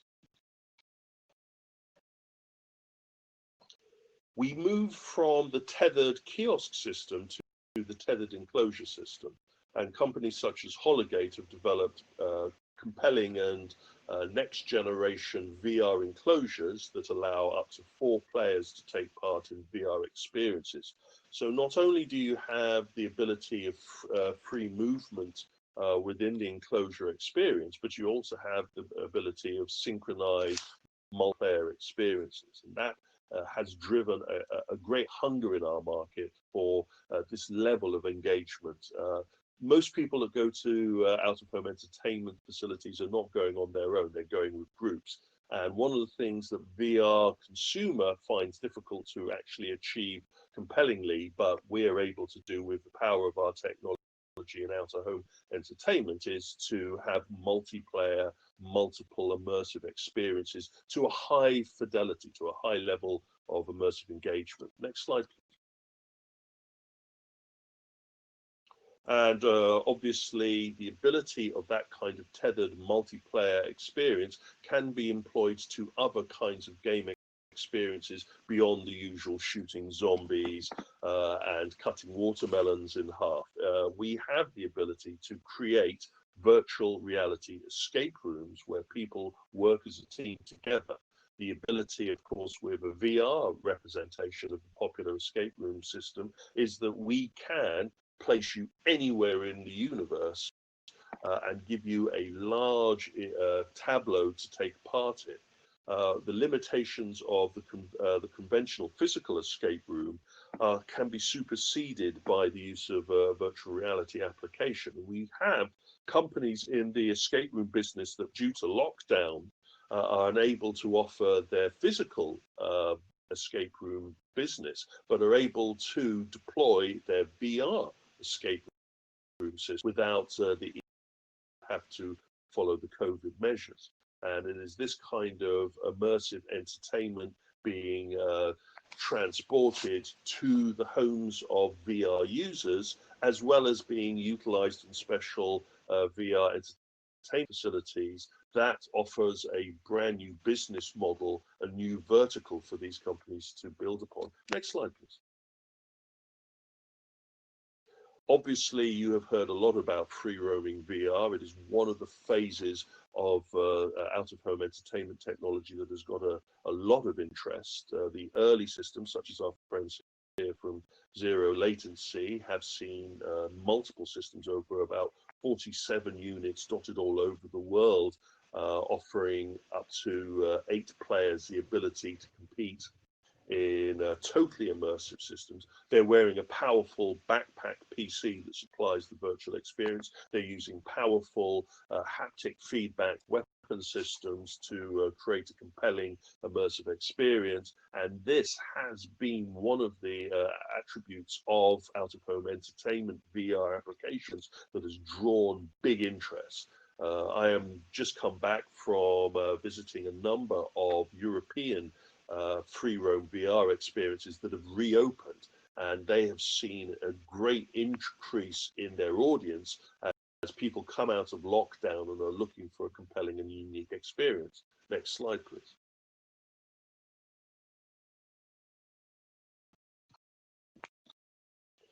But we have to be aware that this swings and roundabouts for a number of companies in this market, and it's a difficult point for a lot of the industry, and where there has been great interest in some of the free roaming systems, some of the companies have found it difficult to bounce back, especially those located in California, where the restrictions on reopening their businesses have been much more draconian.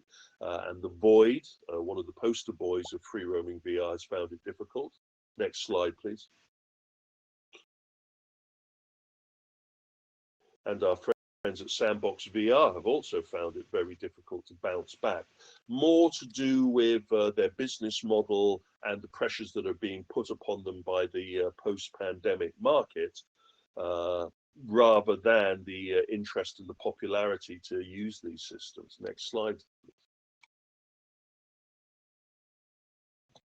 Slide again, please. one of the aspects of out-of-home entertainment is also the draw of competition, and we have seen an explosion in interest in esports following the suspension of live sport and professional activities where digital entertainment has taken over. And the out-of-home entertainment industry has been working very closely in promoting esports as a platform for us to share with a very interested audience. Next slide, please. We have seen companies like Virtrix, who just announced this morning the development of a brand new consumer version of their omnidirectional treadmill platform. They have had great success in the out-of-home entertainment sector with over 100 units installed around the market, and they have depended on a very high level of esports engagement with players utilizing their system, which they're going to hope to cross over with their brand new consumer release. Next slide, please. In Asia, obviously, there has been an explosion in esports adaptation, and the utilization of esports married to VR simulation and VR free roaming systems has grown exponentially, and we will see that reflected in a number of the systems that will be coming over to the Western market in the next few months. Next slide, please.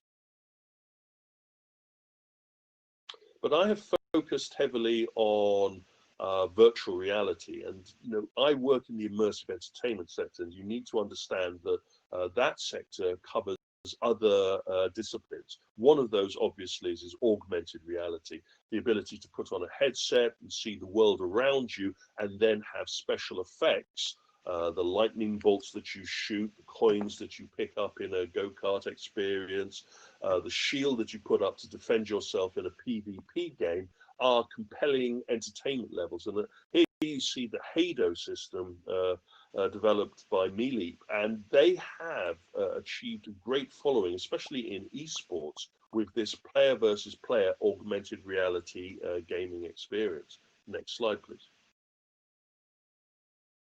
They have applied that augmented reality playing experience to the go-kart experience. So we have seen bumper cars turned into virtual reality platform. We have now seen go-karts and bumper cars turned into augmented reality systems, and we will see this new immersive technology used for a third time in turning this physical experience into a digital game experience. Next slide, please.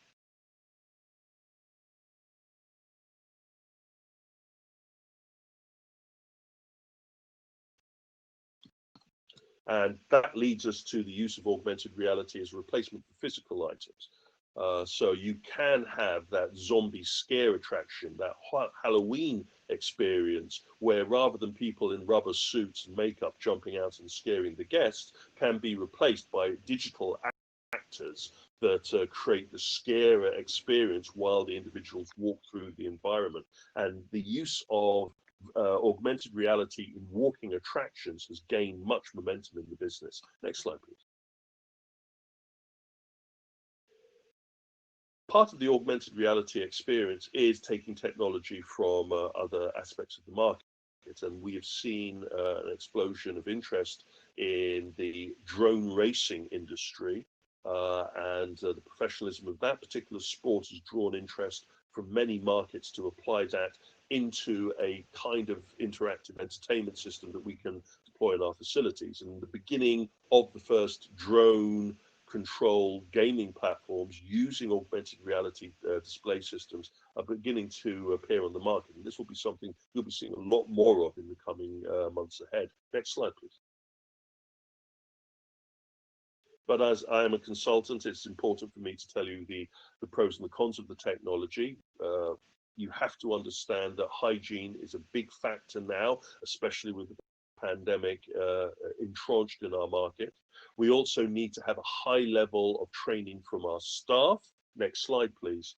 And we also need to take the technology that is available in the market and mold it to meet the needs of being able to be cleaned effectively, for being robust against being dropped or damaged, and also for us to be able to configure it to meet the needs of haptic feedback and additional elements such as spatial audio, features that are not cost effective to the consumer version of the technology, but are essential for our needs. And one of the things that we've been hearing a lot of conversations about is the sharing of the consumer head-mounted display against sharing of the commercial entertainment system, especially as we're using closed foam, specially cleaned, UV compliant hardware. Next slide, please. But I've talked about the application of out-of-home entertainment as cross reality, where immersive entertainment is being used first as virtual reality and then as being used as augmented reality. And all of these, next slide please, fall under the umbrella of cross reality. And cross reality really is the next phase of development for our industry, where we're removing the physical contact with the guest. We're removing the need of having to wear a head-mounted display and allowing them to be totally immersed in a digital environment through the use of high-level projection mapping. Next slide, please. We have used projection mapping systems in the bowling industry to increase the interactivity and the engagement level for the new generation of bowlers that are coming onto the market. Next slide, please. We have, as I said earlier, taken that go-kart, taken that bumper car experience, and through using projection mapping onto the surfaces of the raceway, we can create compelling and unique experiences where you physically feel that you've been dropped into the Mario Kart experience. Again, through projection mapping, we don't need to have the individual wearing a head-mounted display, but through projection mapping, we can create a level of digital immersion that is higher than anything that could be achieved at the current level of virtual reality or augmented reality headsets. Next slide, please. You have a climbing wall. That is a useful entertainment system, but it is not really a compelling game platform. But through the use of projection mapping, suddenly we have the body game experience that everybody has been asking for, the ability to play Pong or to play Space Invaders through the movement of the person's body as the body joystick, as the game character. And it is this kind of level of engagement that turns a conventional entertainment system into an interactive entertainment system. Next slide, please.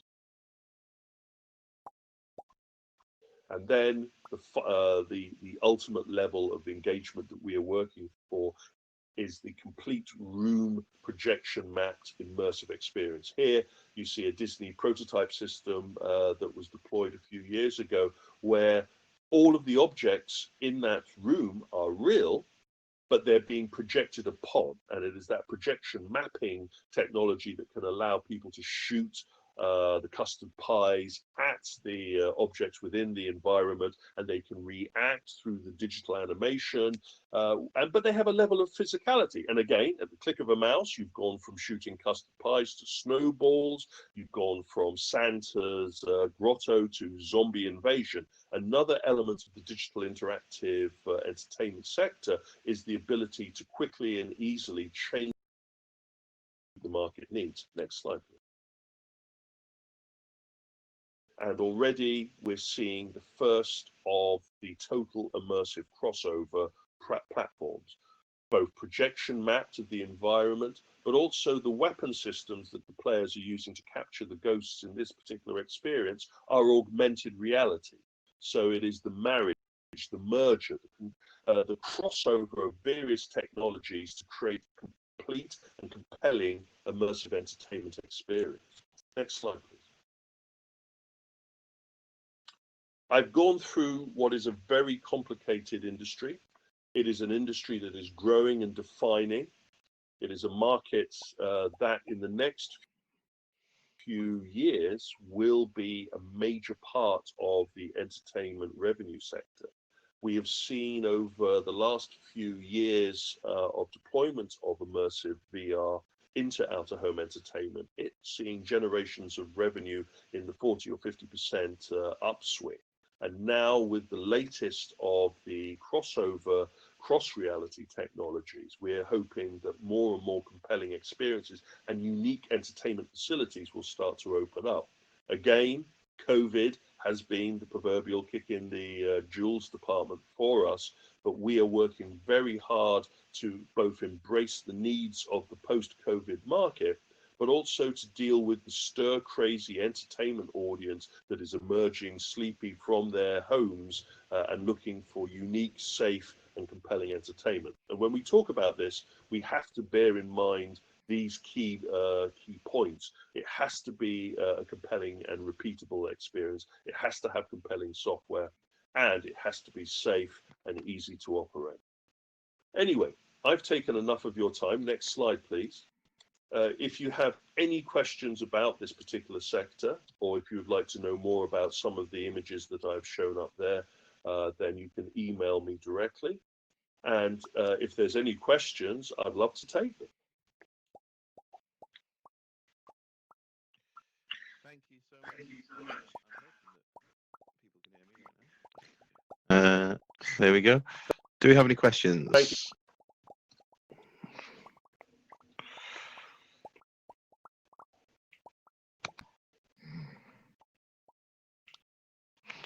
I don't think we have any questions. Thank you very, very much again. It's always a pleasure to see one of your talks, I've got to say. I can't wait to have a go at some of the things that you've shown us. Thank you very Thank you again. Next up, we have Verity McIntosh, a good friend of mine. Hello, Verity. How are you? There I am. Hi, everybody. Let me just load up your slides. I can hear Thanks, you, definitely. Skills. If anyone else can hear me, do you want to send up a little emoji?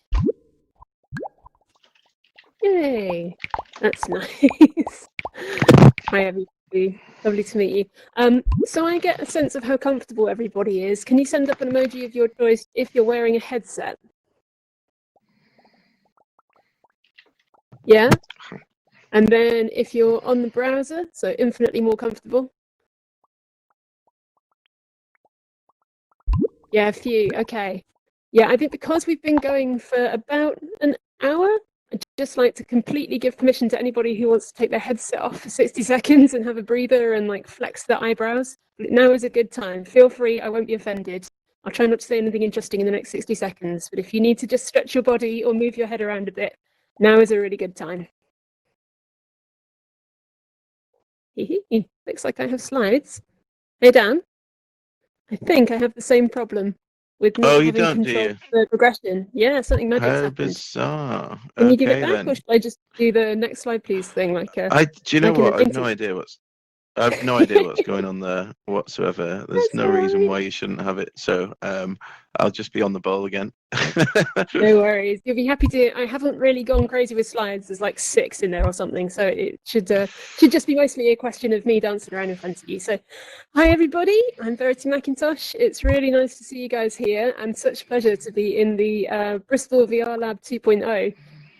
As some of you may know, I'm a resident of the physical Bristol VR Lab and have been since day one. So it's an absolute joy, and huge congratulations to Dan and Ben and the whole team for putting this together. It's incredible. If you haven't had a chance to have a little explore around some of the real and imagined versions of the fine city of Bristol, then please do check it out. Either while I'm talking or maybe afterwards, entirely up to you. But yeah, it's a really spectacular place, and it's been a pleasure to have a little look around. So who am I? For some of you who may have met me in real life and are trying to work out if it's me, or if some of you want to be able to sort of see what I look like in real life, I'm going to go next slide and you can see what I look like, kind of. That's me. There you go. That's me in the coffee. So I am a senior lecturer in virtual and extended realities at the University of West of England, otherwise known as UE Bristol.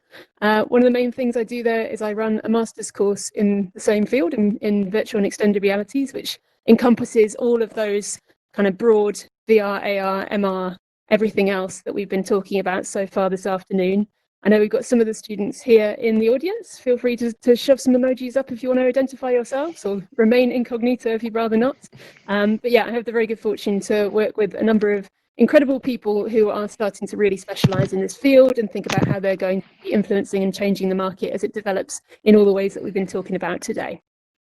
Next slide, please, Dan. Okay, so a lot of the time I'm being asked, like, how the hell are you still teaching this medium, given that nobody is able to be physically together at the moment? And to give you a little kind of insight into the way we used to work, so in the lab in February, before lockdown, we were all there together, putting on mocap suits, running around the space, working with these mad little mannequins, very physical, very involved, very much using the specialist kit that was available to us. Obviously, the world changed in a moment, and we had to be very adaptable. And we sort of saw this coming, and I think more so than many other academic sectors, certainly the advantage that we have is, of course, we're aware of this physical space and this virtual space that has an analog for us. So we started to get a little bit comfortable and a bit used to working in social VR. Next slide, please, Dan. There we go. So some of you who've been in Altspace for a little while might recognize that's the old character set, which now seems 100 years old, but was still in action in March. So we started within our classes to think a bit about how we might meet each other virtually, get a bit used to it, figure out what our tolerances were for things like VR sickness over time. Personally, this is about my comfort level. I'm going to start looking a bit sort of twitchy soon, because after about an hour of putting my Quest on, I want to take it off again, but I'm very happy to be with you guys now, so I'm going to push through. So in March, we started thinking, can we meet virtually? Can we do what we need to do in virtual spaces, and can we collaborate there and teach there as well? Next slide, please. I think what we discovered after a while of playing about with that is that actually, almost disappointingly, the tools that are becoming ubiquitous for everybody are the tools that continue to be ubiquitous for us. We did an awful lot of connecting with one another through video conferencing, through things like Zoom. And I think it's sort of slightly telling of where we are with these wonderful social VR platforms, as good as they are, that we're still not able to get fully what we need from them in terms of being able to interpret each other's expressions, body language, to be able to share tools, to be able to use the browser, to be multi-screening, to be sharing things with each other and making references out to different things. We're still quite kind of locked to one environment when we're here, which I think when you're going to an amphitheatre and listening to somebody speak for 20 minutes makes perfect sense. When you're trying to create things collaboratively and exist in a much more kind of nuanced, interactive way, it can still be quite challenging. So actually over the summer, the students that we've been working with this year decided largely to use project management tools, to use lots of different video conferencing, to kind of mix it up and keep making use of all sorts of different tools, including social VR, but largely using the more kind of traditional, what are becoming traditional tools of our trade. Next slide, please, Dan. But I guess what I wanted to share with you in terms of updates is what they were doing is actually entirely what they were always going to do, which I found super, super interesting. What we would always be doing at this time of year is working with really fantastic industry partners who set challenges to our students with real life problems that they're having, or real life kind of challenges or ideas or questions that they're grappling with. One of my jobs is to kind of leverage the network that I have to bring in people who I think are going to really challenge and push forward what the students are looking at and what they're capable of. And this year we were working primarily with Ultraleap, who, send me up an emoji if you know who Ultraleap are. Possibly Leap Motion might be more familiar to you. Ultra Haptics, maybe? Well, they're actually a really big Bristol success story, so we're in the right place to be talking about them. They started out at the University of Bristol as Ultra Haptics and were a haptic interface. They do an extraordinary piece of work where they vibrate transducers to create the sensation of touch in midair, and that was their haptic sensation tool. They recently purchased Leap Motion, which is a gesture-based interface, which allows you to interpret quite fine-grained detail of people's hands and use that as input for experiences. So the haptics combined with the gesture allows you, in VR particularly, to have incredibly multisensory and fine-grained interactions using haptic interfaces led by gesture. So they've been doing brilliant work. We've been working with them for a number of years in all sorts of different phases of their product development, and this year we invited them to come and work with the students. Their primary question for the students was that they know how they operate in an enterprise environment. They know how they work as a dashboard with buttons, and how they can be in a car. What they don't know is how they can make the case for their interface to be used for creative storytelling. They know that there's potential there, but that's not really part of their portfolio. So they put the challenge to the one moment. Now that I'm presenting to a bunch of people in a weird amphitheater. Cool. That's my 4-year-old. So yeah, they put the challenge to the students. Can they create a demonstrator that demonstrates the creative potential? You can't see what's in there. Matthew, would you mind? Sorry, Squeaks. I know. This is the weird world. You're getting a little lapse into my world where someone comes home from school. Okay. Imelda, they're sending up love hearts for you. That's lovely. Okay. So the challenge was there and the students had to respond to that. And what we do in this particular module is the students will pitch various ideas to the industry clients, and the industry client will give them a direction of travel, and then they bring something to proof of concept prototype. It's a way of these partnerships kind of evolving the ideas for everybody. And what these incredible students did is they took a look at the gesture and the haptics as affordances, and they thought about the story context that will work. And what they've created in a very short amount of time is a piece called The Art of Shadows, in which you meet Sam here behind me, who looks amazing on this giant screen, who is a shadow master. He holds the ancient wisdom of shadow puppetry, and you visit with him, and he teaches you how to do basic hand shadows. And you create these incredible shadows that exist in virtual reality using your virtual hands. But what you don't realize at first is that when you create these shadows, they pop into life, as is only possible in these virtual worlds. So if you create a butterfly like this, all of a sudden a butterfly will be fluttering around. And because of the affordances of the haptics, if you place your finger out like this, the butterfly can settle on your finger and you can feel the tangible sensation of it tickling your finger. It's a really magical experience. And they created a whole narrative around this sort of creative world where you could imagine and you could create with your very hands using the light and the shadow in the virtual space.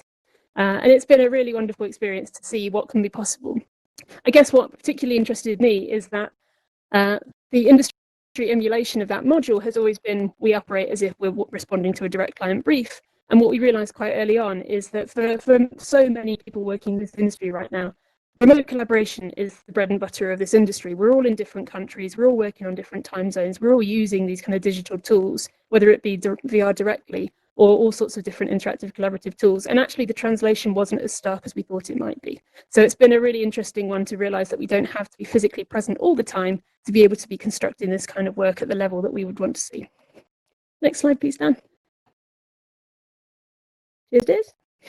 So in the spirit of offering some updates, we've been running the master's course, which is going to our 3rd year in January. So we've started to see the alumni changing the world in a way that we might expect. There's some fantastic examples that I could share about how people are going into different workplaces, working in games design and teaching, in user experience, in all kinds of different roles, crypto arts, all kinds of cool things. But I thought I'd share with you just a couple of examples of where the work that they're making is starting to kind of meet the world, and some things that you might have spotted. So one of our alumni, Ellie Rickold, recently was selected for the Cannes XR exhibition incubation program. You might know that some of the larger sort of film festivals and so on have taken their programs entirely into virtual spaces this year, and Cannes was one of those. And they had a business incubator for specific project ideas. And Ellie pitched an idea that she'd had whilst at university, which was about using the affordances of scale in VR. As some of you all know, it's an incredible place to be super teeny tiny or absolutely massive. And this is one of those things that works really well in VR because you have that potential to be the size that we choose for you. So she pitched an entire project that would be working with microbiologists and authors to create lots of teeny tiny stories at nanoscale. She's been particularly thinking about the size of a virus in this moment of coronavirus. And if we could shrink ourselves down to that size, what would we understand about the world when it gets to that kind of micro nano scale? And how would we understand ourselves? What is the embodiment of self when we are microns thick? So she pitched that to Cannes and was one of 3 winners from that entire program, and is now going forward to seek investment for that program, which will probably be launching, I'd say, it's going to be about between autumn and December next year. It's very contingent on different things, but that's one to watch for. And in fact, one piece that's already meeting audiences in a fully realised form is the one to the left of me by an amazing producer and director called Harry Silverlock, a piece called Gimme One. which was developed as part of his final major project and has gone on through several iterations to now be at its world premiere today. Yay! So those of you who are interested can head along to the BFI London Film Festival to their expanded programme, which I'd highly recommend anyway. There's lots of good stuff in it. But Harry's piece particularly is having its world premiere there. And in fact, they've just announced it's having its German premiere shortly afterwards at Doc Leipzig. So it's sort of in the process of taking on the world. I think, Dan, the virtual fingers are crossed. I think we have a trailer that we can share with you to show you a little bit about. Give me one. So we give it a try.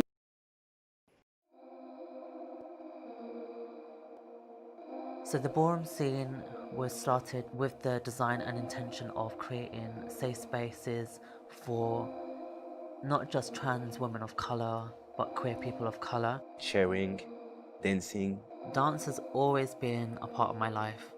and where I can express myself. It felt like home, It's a place to be free. our survival and our existence. I worked in McDonald's because of homophobia. It's our ballroom, it's our competition, we take it very seriously.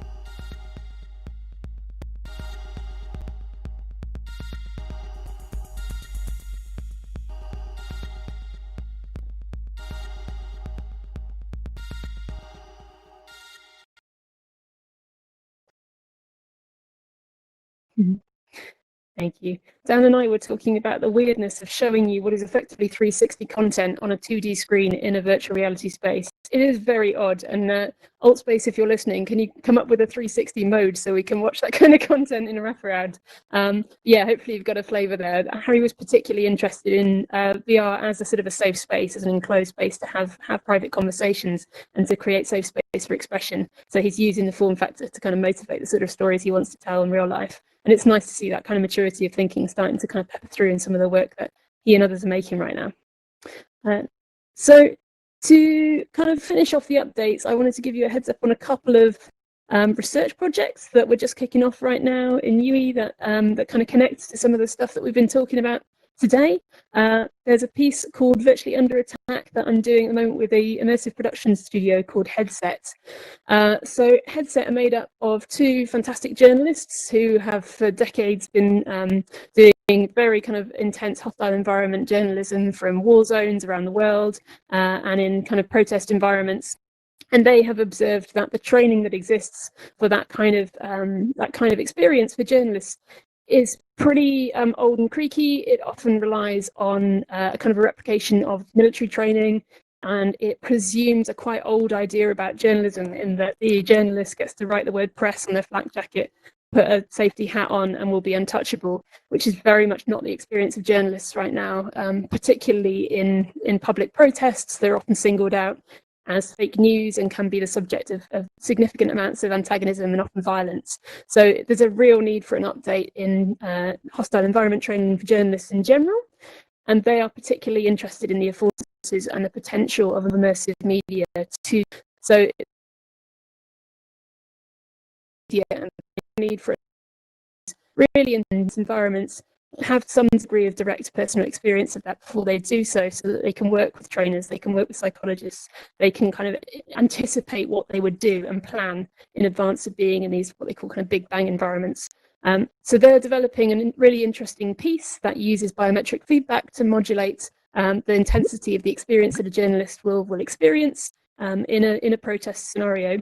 And as a researcher, I'm super interested in how audiences are responding to that. Do they feel that it's a direct first-person experience? Do they feel somehow removed from that?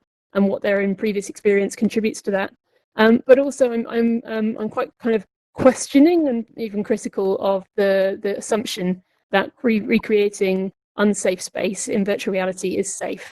It is bodily safe, but is it sort of mentally safe? We know that we interpret virtual experience as more real than something that we experience on a screen, and so there's a lot of kind of consideration that needs to be given to how we keep people, how we protect people's well-being in these virtual spaces. So we're doing some interesting research around that I'll be happy to share with you guys later on when it gets there. And then I think finally, next slide, sort of penultimate, if I may. So another piece that we are just sort of getting cracking with is a collaboration between the work that we do in my faculty and the Bristol Robot Lab, which is another amazing facility here in our fabulous city. And it's called Virtually There, the Presence and Ethics of Teleoperated Robotics. So as some of you will know, there's a real growing interest commercially in this idea that you can use VR to effectively kind of superimpose yourself into a robot body and be remote controlling that robot in a much more sort of embodied and direct manner than if you were doing it with a remote control on a screen. So there's a more immediate way of becoming the robot and undertaking all sorts of tasks that perhaps would be unsafe for a human body, but might be okay for a robot, potentially. We have a specific scenario that we're looking at in a nuclear decommissioning facility, where we have a nuclear facility that needs to be effectively dismantled, but the tradition has been to this point to not necessarily kind of fix problems as they came up, but to concrete them over. And so we don't really know what's in there. And so robots, drones are being sent in to appraise the danger of the situation, and those robot drones are being controlled by an operator in virtual reality. It's a really fascinating piece of area of research for me because to this point, many of us have assumed that dialing up the sense of presence, dialing up this sense of reality, this kind of hyper reality that we can create in a virtual experience is preferable, that maybe we just want to kind of keep going and upping the fidelity until we believe that we're there. But if we've designated that a place is awful for a human body to be, that we wouldn't want to be there, we wouldn't put anyone that we care about in that situation, then do we really want to be replicating that as realistically as possible? Or do we want to play with some of the visual, some of the sonic, some of the haptic elements of that to kind of create some sort of dissonance between the reality of the situation and the thing that we're asking someone to do 8 hours a day as their job? Can we create something that still enables that task performance, but that is much more thoughtful about the well-being of the operator? So we're at early stages of that. We're working with some incredible sonification experts to think about how we design the soundscapes, working with some incredible Unity developers to think about the visual landscape, and we're going to be doing lots of cool user tests and interesting things in the next few months. So if anybody wants to get stuck in with that, then yeah, just sort of friend me on this, and we can dial you in. But yeah, there's loads of stuff kicking off, and I think one of the things that has been helpful over this weird time is that some of these seemingly disparate research areas have been connecting up with each other because nobody's in their office, in their faculty, talking to the same people. We're all kind of out and about in weird virtual spaces, finding new things to talk about. And I love that about this current moment. And I hope this is an opportunity to do more of that with you. So to the next and final slide, just to let you know, if this is the sort of thing that you like to think about and talk about, we are currently recruiting for our January cohort. I'm doing my sales pitch now. So we have a small but perfectly full master's cohort every year that starts in January. We are pretty nearly full, I will admit. So if it's on your maybe list, probably talk to me about it sooner rather than later or get your application in. But we do still have just a few potential places left if you're the sort of person that wants to get stuck in and that you can offer something different. We're always interested in new voices, people who can challenge us and bring something unusual and unexpected to the picture. Then now is the time to do that. My details, I think, are up behind me. I'm Verity McIntosh. It's been an absolute pleasure to be with you today. Thank you very much, and thanks, Dan, for wrangling the slides. I will see you guys somewhere near the cranes and the balloons. Yeah.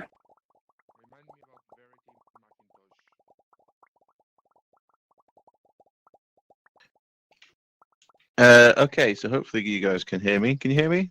Yes? No? Yeah, so brilliant. Thank you very much. Cheers very much, Verity. Thank you for that. Somewhere we may have Emmanuel. There you are. Hello, Yep. hello. Step to the stage. Quite tall. I like it.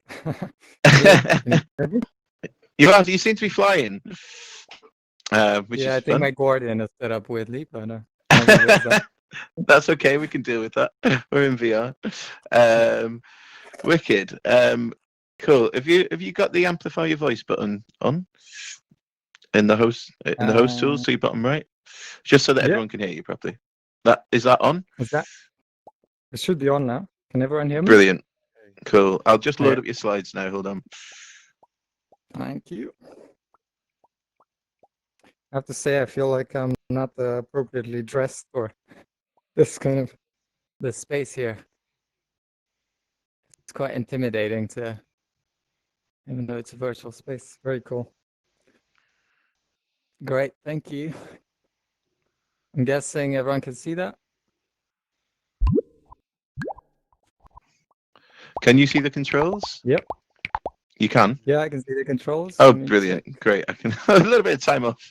Cheers. Yeah, you get to have a break. Okay, cool. Well, thank you, Dan. Thanks for inviting me again. I have to say it looks a bit different from the real Bristol VR lab, but really liking the space here. We do have a real one just over there.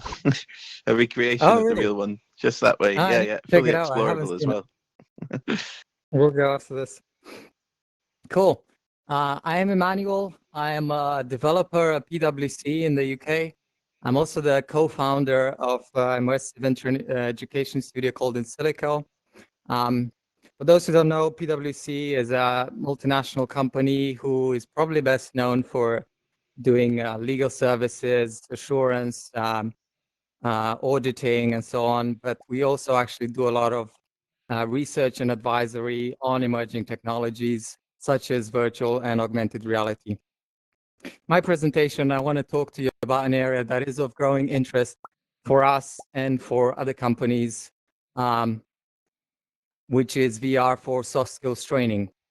And along with this, I'd like to present a study that we recently released that looked into the effectiveness of soft skills training in virtual reality. There's some really, sorry, did you say something, Dan? Or is everything okay? Presume that means it's all good. Okay. The study looked into the effectiveness of VR for soft skills training and then some really useful stats.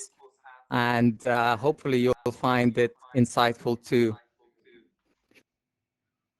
So up until recently, VR has in the business and education sector and enterprise sectors has been mainly used for job simulation and practical skills training. And for good reasons, we know that practicing skills in VR can transfer very well. VR has been used to train pilots, has been used to train astronauts. We know you have your hands, you can grab things, you know what to press. And those kind of things, those kind of skills transfer very well. But to my surprise, so actually I joined PwC only about a year ago, and this is the first time I learned about soft skills training. And to my surprise, you can actually train for soft skills just as well as you can for hard skills or practical skills. Now, soft skills, I also just kind of had no idea what this was. I had a vague idea. This refers to the kind of skills that generally help you get along well in your workplace. So things like communication skills, social skills, empathy, and even, as I will show later, reducing implicit bias or unconscious bias. And why is this important? I mean, there's a lot of our clients and companies in general are asking the questions, how do we train better? How do we communicate more effectively? But also, of course, now it's very important to find ways to different ways to train, because now we know that in-person training is pretty much off the table. As Sam showed, we have to find new ways of doing this type of training. The second reason is it's actually very effective to train in virtual reality. And in fact, our study showed that it can be even more effective than traditional training methods like e-learn or even classroom training. The other big reason is that it's actually very important to the economy in general. This was an economic report done by us, released last year, and it looked at the impact of VR, AR technologies in general. And by 2030, these technologies will add up to 1.5 trillion to the economy, and 290 billion of that is just from training. I mean, it's just a lot. I can't even fathom how much that is, but it's a lot. And then this is actually some research that one of my colleagues is working on. And this is the adoption of VR, AR in businesses in the UK. And then you can see there the kind of darker areas, that's where the most usage is. But relevant to here is learning and development amounts to 22% of all usage within businesses in the UK. And I expect that figure to continue to grow. Now, going back to this study that I mentioned, I encourage you to look it up. It's a very interesting read. But I will give you a breakdown of the main findings. And just to explain, so what the study did was it took 12 managers in different locations, and they all underwent the same type of training, which was related to diversity and inclusion. And they did it in 3 modalities, classroom, e-learning, and VR learning, of course. And the results were that employees trained in VR required less time to learn, so they learned faster. VR learners were less distracted, and therefore the content can be richer.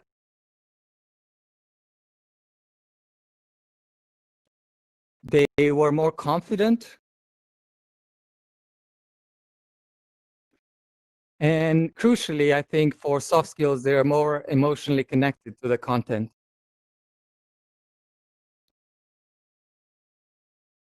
Now, obviously, the big question, well, that all sounds great, but isn't VR expensive? Well, the study also looked into this question, and it turns out that it's all relative to the scale that the training is being deployed at.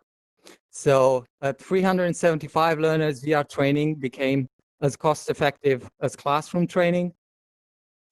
At nearly 2,000 learners, VR training was on cost parity with e-learning. And you might be wondering, how can e-learning be as cost-effective, or VR can be as cost-effective as e-learning? This is because I showed that slide. VR learning, you can learn 1.5 times faster than e-learn. So the cost saving comes from the time, takes less time to train. I would like to share with you a video of what a type of soft skills training might look like in VR. I particularly, let's see if the video plays. It's playing for me. I hope it's playing for everyone. How are you?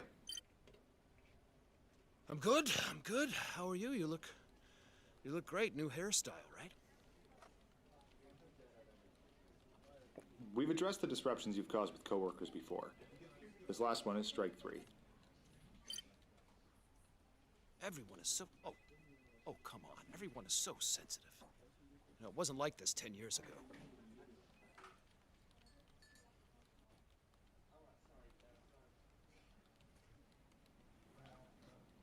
As discussed, your actions are disruptive to coworkers. This is the final offense, and we're letting you go. How can you... I have 20 more years experience than anyone in there. Have you looked at my I particularly like this example because it shows a scenario that would be very difficult to simulate in the real world, you know? I mean, it's not impossible. You could hire an actor to pretend to be an employee, but clearly... Can we just back up for a second? This is all... he gets emotional here, and it is very impactful. I'm sorry, but we've already talked about And actually, I feel bad for the guy. He must have been fired so many times now. His job here in VR is just to be fired.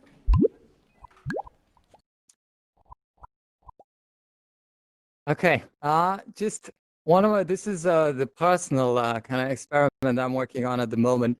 And the reason I put this in is I want to show you that actually soft skills training is also, you can simulate things that would be really impossible in the real world. And Sam showed, Sam in the first talk from Make Real talked about this. You could embody someone else. And you might have heard about this test. It's called the implicit association test, or unconscious, which tests for implicit bias or unconscious bias.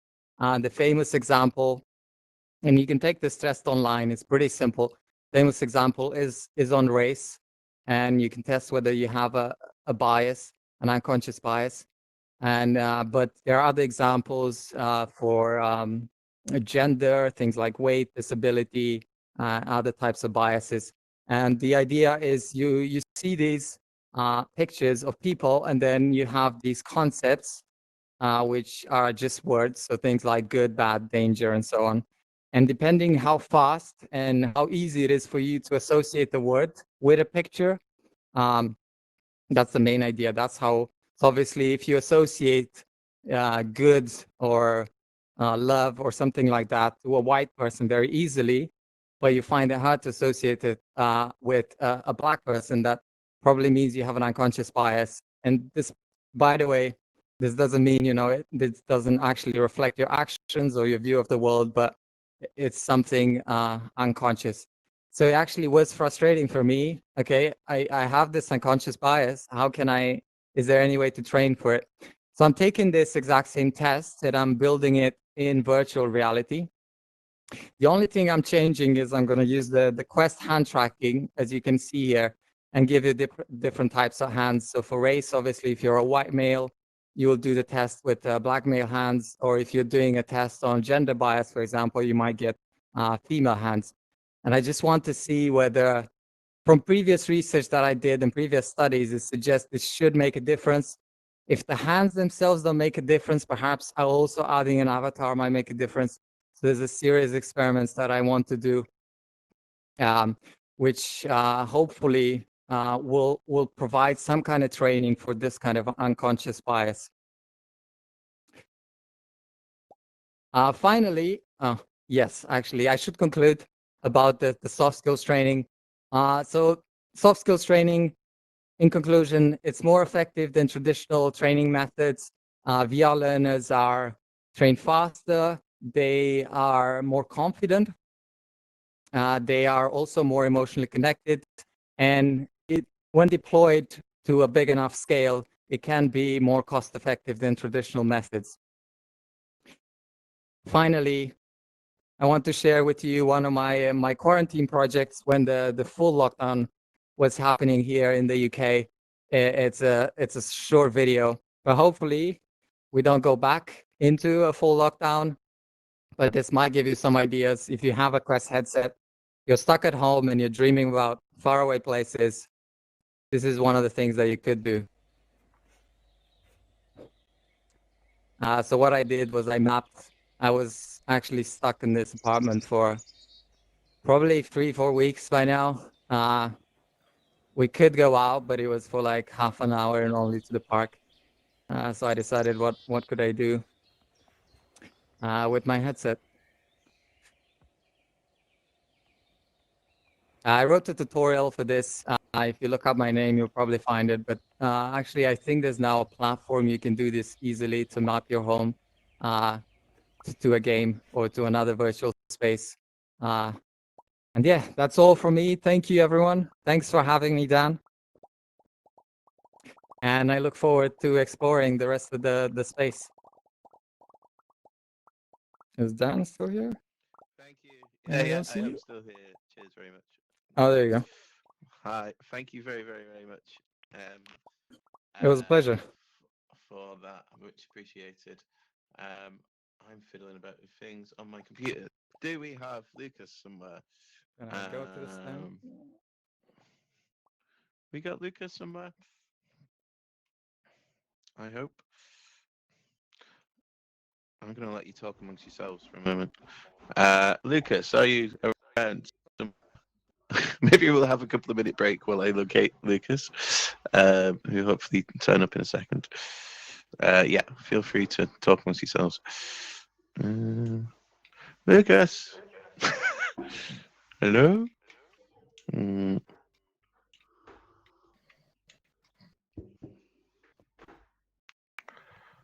Mm.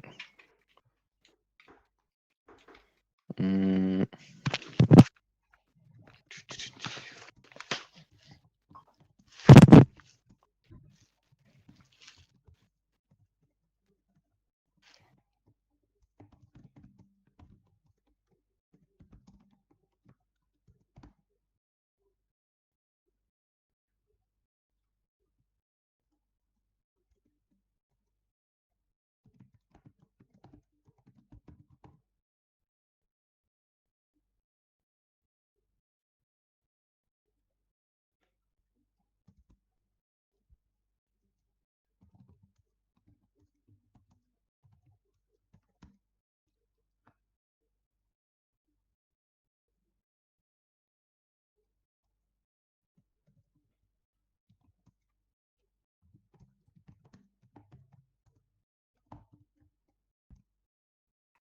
Hey, yeah, we're actually let's see. We are running a little bit ahead of time. So, yeah, feel free to have a little explore around.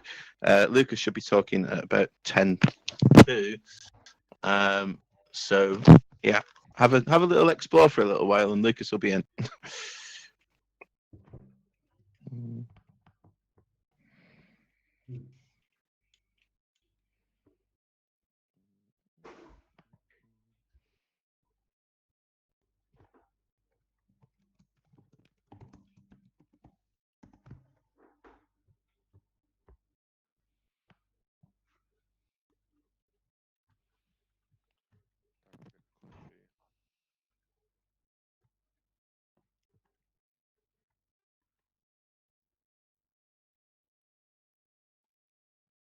I don't know if you can hear me, Dan, but I found the real Bristol VR lab. Love it.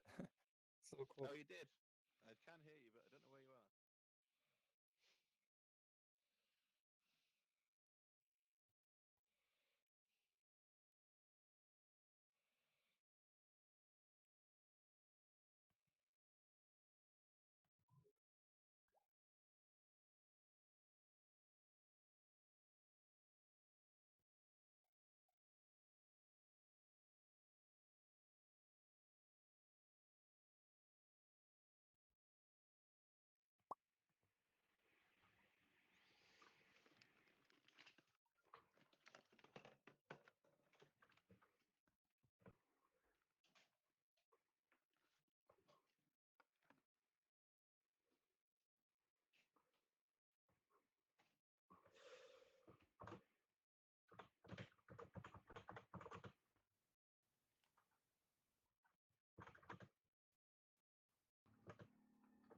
Hey, Colin.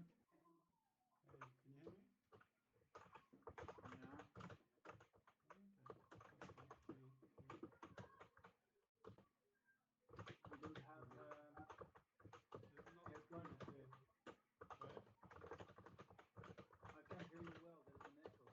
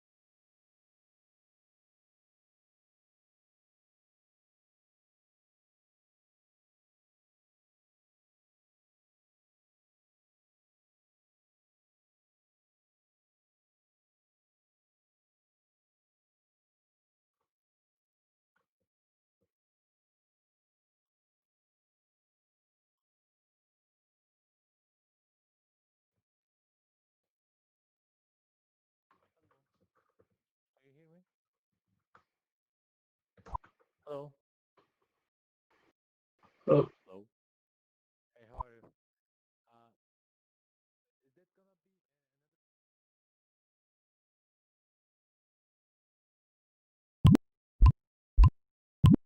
Is that gonna be Is this weird or is this weird? I find this weird.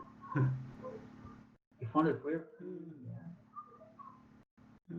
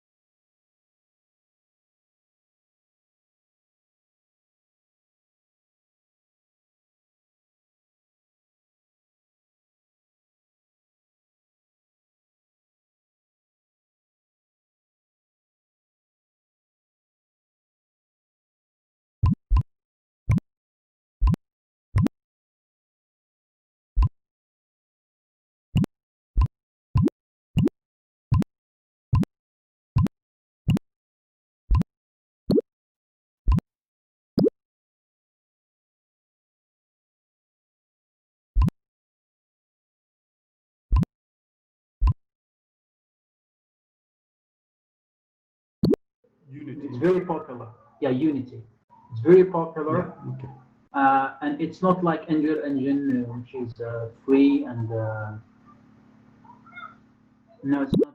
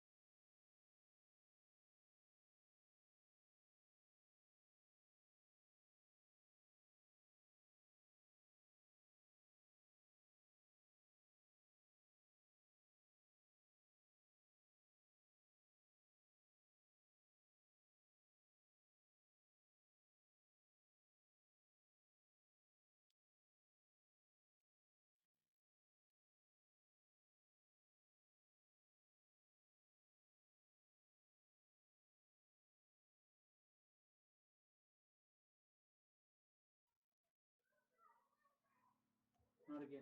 Not yet.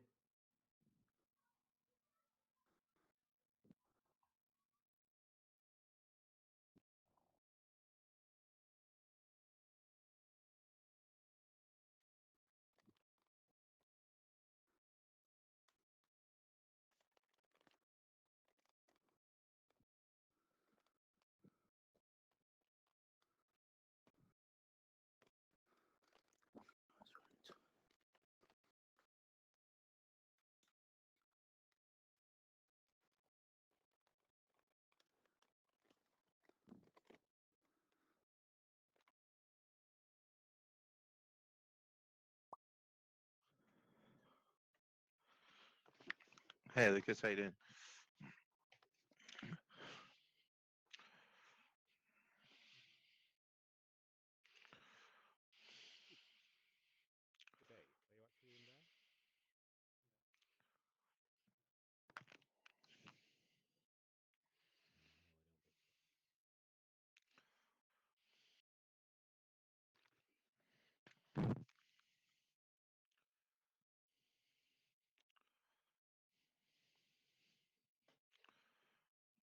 Hey, all right? Can you hear me? Hello? Hello?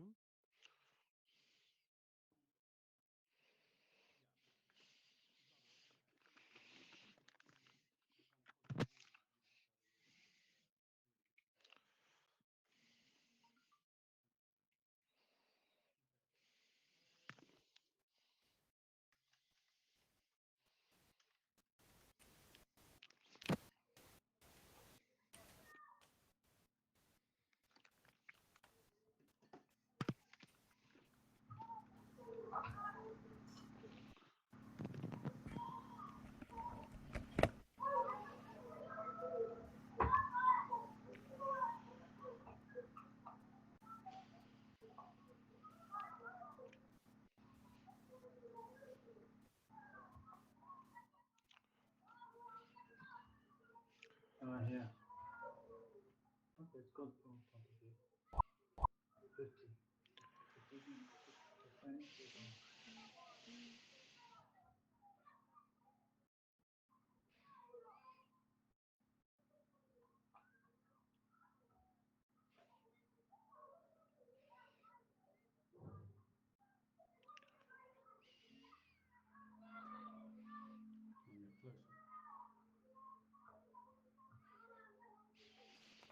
Can you hear me now? I can hear you, yeah. Oh, good. Fucking 4 microphones on my sound settings. I never know which is which. Yeah, it is. Yeah, I can see the buttons though. You can. Oh, that's good. Why we couldn't with some people? That's strange. Weirdly, I can't. Oh, yeah, it's cool. No, sorry, I previous has moved from the end to the left. I was confused, but there we are. Cool. Cool. Have you got your amplify voice set? Yes. Yes. All right then. Okay. It's nice to have a little break then. Actually, I should have programmed a break in here anyway. Really. Thank you everyone for bearing with us there. I hope you've had a little explore around the place. For those of you that have seen the VR Lab, if you've not had a chance to check it out just now, do have a little look. It's just that away, near to where you'll have popped in. I'd like to introduce Lucas Roper, who is a friend of mine again, who's worked with us at Opposable VR in the past as well. He is a shit hot dev, to put it lightly. Cool, take it away, Lucas. Thank you. I've not done a presentation in Ultimate before, so forgive me. And let me know if you can't hear me at all at any point. But yeah. So, well, as Dan mentioned, well, I'm from Verti. We basically are building sort of scalable training. Basically, talk about how we're trying to build adaptable virtual training for everyone. So who am I? Very briefly, I am the current sort of lead developer, sort of Unity focused at Verti. But I, in my history, have also done work for like freelance work in video games. So I worked on a title called Not Tonight, which is probably the biggest release I've worked on games-wise. And then previously used to work for Opposable VR. That's Opposable Games, as Dan mentioned, sort of a corporate experience, VR experiences for clients such as Just Eat, and then also other games and things like Salvaged, which was all quite fun. So our goal as a company is basically to build adaptable, scalable virtual training, and like a whole end-to-end solution on top as well. So Alex Young, our founder, he's basically a former sort of surgeon, and he basically was sort of frustrated where he get a lot of value out of sort of face-to-face personal training, but sort of after a while was realised that he sort of realised that it's really hard to sort of scale that. So you get those opportunities to have that training, but it'd be quite rare occasions. So that'd be great when he got it. When he didn't have it, it would be quite frustrating. And so basically he thought about trying to find a way to basically fix that, and that's where sort of we came in. And so what we offer as like our core product is basically you can watch 360 video, but then we add we have tools basically to add more interactivity and more engagement on top. So for example, the content creator can ask particular questions or add sort of hotspots, and basically layers of interactivity to sort of make sure that the users engage, add extra bits of information on top and make it as interesting as possible. But with all this, that's is hopefully fixing the thing of trying to make it scalable so that, thousands of users can watch it rather than, be in Alex's situation where, he'd be able to get this training once and then never be able to recreate it or never get another type of training because of restrictions. And so, we have that goal of we want to build this scalable training and build this whole platform, but it's sort of pointless if there's not enough ways to be able to access it. And that's where we sort of have, at the moment, a sort of free-tiered approach in terms of the platforms we offer. So you can sort of view the content in VR, you can view some of the content in AR, and we also offer a mobile app. And this is sort of useful both in terms of students, in terms of being able to access that and have that ease of use, but also we're finding for organisations themselves. So, for example, a UK-based healthcare provider, NHS, etc. They don't have the same budgets as say a US healthcare provider. So when we're talking to NHS organisations, they're interested in the mobile app because students already have it and they can access it nice and easily. Whereas in the US, there's much bigger budgets, so they're interested in providing headsets to students, or even setting up entire sort of sim centres where students can visit and they can use proper hardware. And so that adds a lot of adaptability. And then sort of on top of that is really that the content is buildable by anyone, and we want to ensure that organisations themselves have as much power as possible to actually build content as easily and simple as possible. So we basically offer like a suite of tools where they can upload the 360 video, they control the content, they control what interactions and sort of interactability is added to the actual simulations they're building. And then with all that, they can deploy that. And what we like about that a lot is, that takes, we're not custom building stuff ourselves as a dev team, and so that saves a lot of pressure from our end. But on top of that, they're in control of sort of how they want to roll it all out. So, it's their timelines, it's how they want to sort of put it all together, over what time period, and who gets to see it. So there's pros and cons with this approach, because there's quite a few different approaches you can do. We're focusing the video. Other studios will build custom CGI, simulations, etc. I think what we really like though is the customers can build what they want, as I mentioned already. So they can build that content quick, fast, without us blocking them. And then that speed of deployment is really important too. So we were working with the Bristol Surgery Deanery, for example, last week, and they came to us and wanted some content that they wanted to share with their students. Filmed it on the Wednesday, deployed it on the Friday, like 2-day turnaround, and that's so fast. If they were trying to do that in CGI or something, that would take weeks, maybe months. No, definitely months. The sort of performance / overhead is very consistent. I seem to be floating now. I don't know what's going on. The tracking's getting a bit weird. So the overhead's pretty level. So we basically just need a device to be able to render a 360 video, a few things on top. The performance of sort of the graphics overhead, or even the general hardware you need to run it, is pretty level, and so we can support a wide range of devices because we know of the exact or rough, a good level of the overhead that's required. The cost. So again, we can give, if they wanted to build a CGI solution of some of the stuff that we're filming, that would cost tens of thousands of pounds to do, compared to maybe 2 or 3 days filming, sometimes even 1 day of filming. We need a camera operator, the person who was originally going to teach the subject anyway, and a little bit on top, but we're talking maybe 1,000, 2,000. It's so much cheaper. And often they also have existing libraries of content that they want to utilize. So, for example, they might have a bank of 360 or 2D videos that they already recorded. And so it's sort of a bit of a freebie, if you like, is they can sort of be leveled up very quickly to sort of get some content out, see how it goes, and then maybe they have more complex ideas which they can film, and they can talk to us more about sort of bespokely afterwards.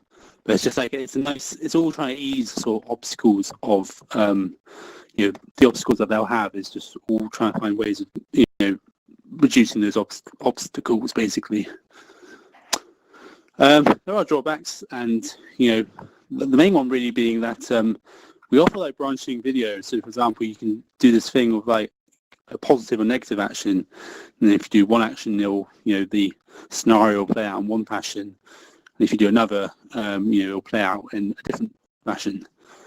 But a bit like a choose your own adventure book. But if you really want the sort of fine control of the granular thing of this action affects a small action later on in the simulation, then CGI is probably better for that. Especially if you have lots of these little sort of conflict points or decision points, video becomes a bit heavy to sort of deal with all those potential sort of narrative threads, if you like. it's more of a, oh, my tracking's getting a bit weird. Hello, am I? Oh, there we are, sorry. It's more of a process to onboard. So, we have to teach basically how to use the tools. So compared to, say, a CGI experience when I worked before, I would give them a build, it'd be quite a self-contained build. There'd be like a 3 or 4 minute experience that the end user would have to learn about and learn how to use. But as soon as they knew that was sort of fine, and then they could support it on themselves. So the training process wasn't always that complicated. Whereas because we're basically giving them access to a set of tools, there can be quite a wide range of sort of different options or decisions that they want to do, which is sort of a much trickier sort of teaching we have to do. But we do mitigate that. We have an excellent customer success team who sort of try and basically discuss with the customer what they want to do, and we try and teach them the tools as best they can, and then the more we teach them, the more they can sort of actually leave us behind as such and just use the tools themselves and push on. So although I mentioned the performance is, or the overhead is not that important, or that it's very level, we do have to support quite a wide range of devices. So I mentioned the free devices, and there's also like a web version. So that with feature updates and things we have to do across all the platforms, and there's just lots of weird things where you just have to check for consistency rather than anything else. And even now, I was just fixing something where an iOS would have very slightly different behavior to Android, but that slightly different behavior is quite important. You just have to mitigate against it. But that's always a dev thing. But just compared to CGI, you're usually building for one headset or one setup, which is sometimes easier. And filming expertise too. So we have partners who we recommend for 360 filming, etc. But again, it's just a bit of a learning process to teach organizations about how to best capture good content to use on our platform. But that's fine. That's good. So we've done a couple of case studies. So we went to Ethiopia. We conducted a feasibility study at the Bahir Dar University, Tibibi Gion Specialized Hospital. I hope I pronounced that right. But the aim of the trip was to discover how Verti performed in basically very poor country. I think it's something low hundreds. High hundreds. Sorry, no, low hundreds. 100 to 110 or something in terms of economic GDP. So they did not have a lot of money at all. And yeah, we basically want to see could we use our platform in a place that has very poor infrastructure, very limited internet connection, and basically upskill Ethiopian doctors and Ethiopian medical students who considerably less skilled compared to Western counterparts. And yeah, it was a good success where we tried it and the platform worked quite well and the students were really engaged. And we took a lot back about how to improve the platform, but that's sort of a part of the goal too. Is our solution could work for some in situations like this where there's not much money and they need everything they can. Students, for example, will often commute hours to get to the hospital, so the benefit of learning remotely, for example, is pretty big. Where we're saving a lot of time and a lot of money, or what would be a lot of money to them. The more we can do to help out, the better. But we also have US-based customers such as Cedars-Sinai. So I think it was 142 students were involved in the trial, and they watched about 280 hours of simulated content. And Russell Metcalf-Smith was a big fan of the whole thing, and he's one of the important people at Cedars. And yeah, they're an ongoing customer. So again, just proving to a more expensive healthcare system that's used to particular methods of training and has real use for this. But COVID really accelerated our mission. So obviously the last few months have been a big change, and we still had no exception, but we realized the value of our tools are really important. So for example, face-to-face training, I mentioned before, Alex, our founder had real trouble, having those opportunities, and now they're even more limited due to space restrictions and capacity restrictions. So yeah, like now that's an even bigger problem that we can fix, is basically by providing those scenarios that feel like face-to-face training, and like hygiene, where what's nice is they use their own mobile phone, they use their own device for the most they can do, and so you don't have to share equipment, you don't have to share potential infection opportunities, and the fact it's remote too, like especially the current situation at universities where a bunch of universities aren't doing face-to-face training or face-to-face teaching. The ability to do this training remotely now is so important. And I think we're finding the biggest thing is the fact that we can deploy this very quickly. So other solutions exist which are really cool and really interesting, but the turnaround of brief to here's your product is probably too long. Whereas again, as I mentioned, we can do like 2-day turnarounds where we can get content into the platform very quickly. And considering the students in universities or students in medical schools that are paying money and need this training, being quick is weirdly probably the most important thing out of this whole list. And well, actually, maybe the last point is most important, where a lot of these solutions exist where you can do this training, but you don't get the data back, or you don't get the understanding of how well that training has been taken on. But we record the data and get all the data back, and that's vital to actually understanding if your training is effective. And also, sort of back to the first point, the face-to-face training, is that if your opportunities are limited to giving face-to-face training, then you need to understand who needs it the most. So, for example, if there's a set of students who aren't performing very well, they might need those slots, those few face-to-face training slots available. They might need that support, and so giving data to organisations to understand where to prioritise resources is really important.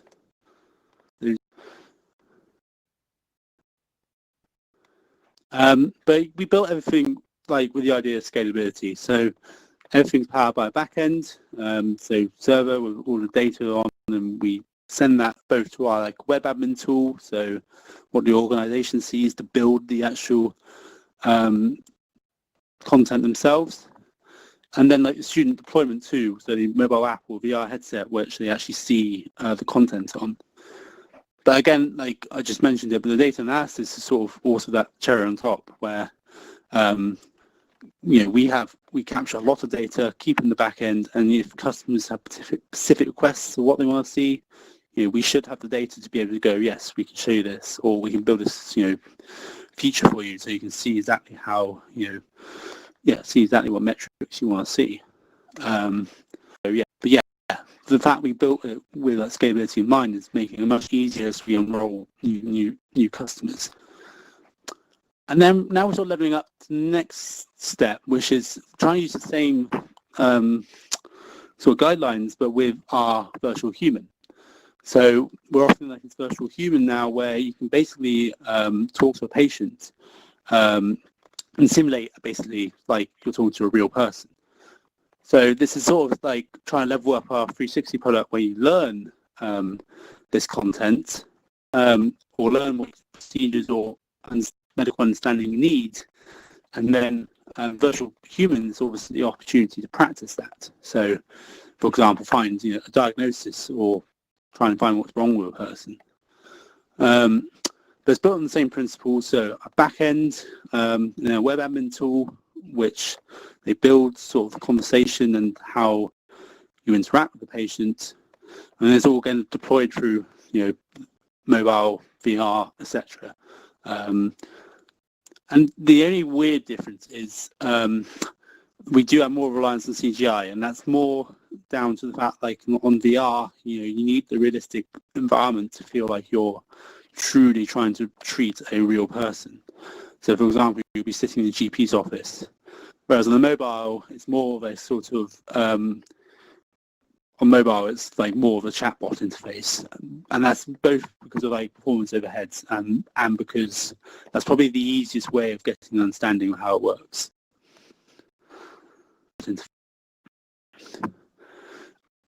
there's more we want to do to improve our scalability. So localization is one. Like we don't really have support for that at the moment, so we can scale easily with say English-based or English-speaking countries or English organizations. But outside of that becomes trickier and trickier. So localization support would very quickly level us up. We want to add more features to our product. And actually also be taking feature requests from customers. So, we always have this idea of features to add, but then actually getting feature requests from our customers is so valuable, where they're the ones that really know what they need. And them telling us what they need, and we can prioritize that with our own ideas and work out what's sensible to work on. But yeah, like getting feedback and getting requests is great because it means people are engaged and people are using it. And then we just have to sort of improve our process and documentation, and that's more in terms of like when we sign on customers, when they join the platform, and sort of when we have them in the system, and we need to keep them happy. It's trying to improve the sort of just improve the sort of teething points, if you like, where there's difficulty understanding how the tools work or difficulty in deploying effective content. We can usually work them out, but it's just trying to make sure we're not having to do it every time in a sort of one-to-one fashion. Instead, sort of get ahead of some of it. But yeah, I think that's it for me.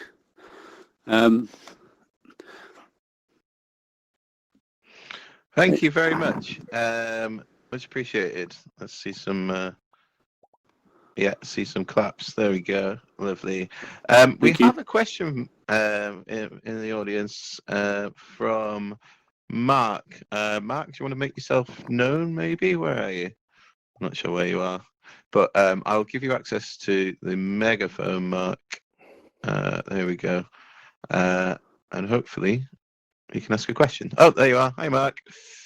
Hey guys, you just made the amphitheatre too big. We have to wave drastically to attract attention. Hi, I'd like to ask about remote deployment. You had the word deployment up there, but I had no idea whether it was remote or whether you had to have your hands on the headset. Well,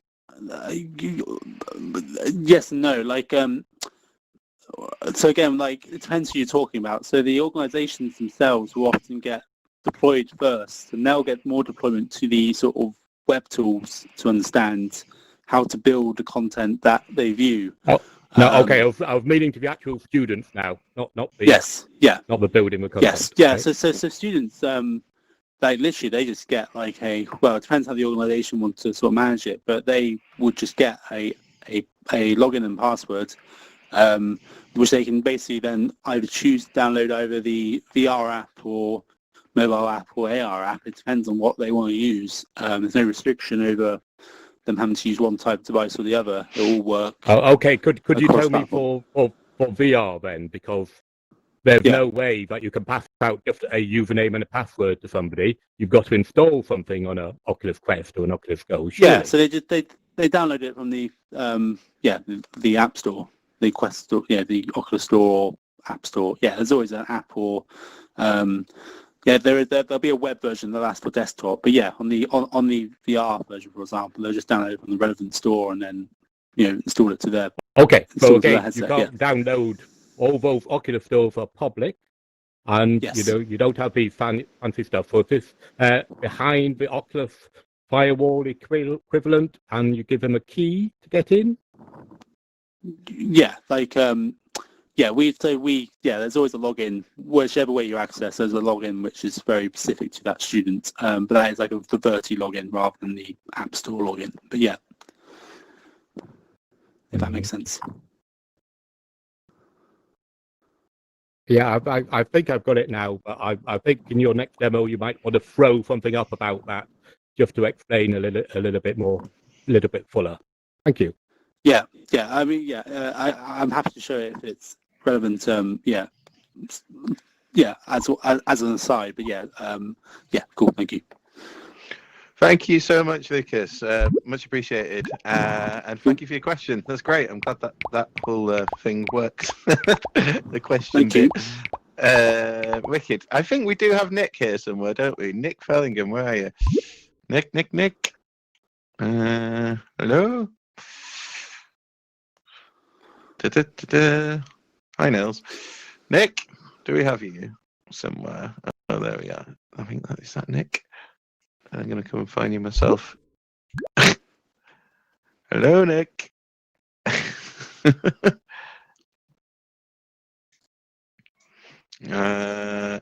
Right, bear with me, guys.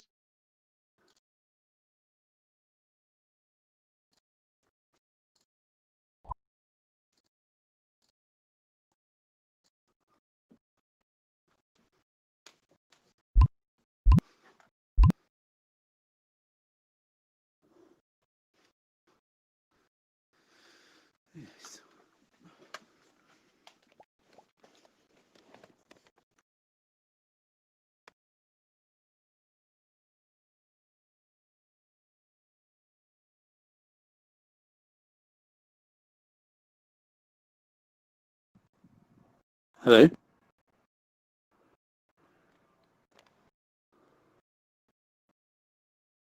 Oh, it's Ben. Hi, of course it's no, it's yeah, it's weird. Oh, It's hang weird on. seeing. Lucas, Yeah, you're it makes still sense. talking.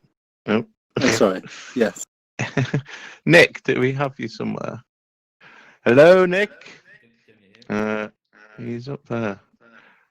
Oh, here we are. Nick, do you want to take the stage? Hello? I can hear you speaking, but I can also hear myself a little bit, so maybe take the volume down on your speakers. Or try and, but I will be muted anyway, so. I'll load up your presentation.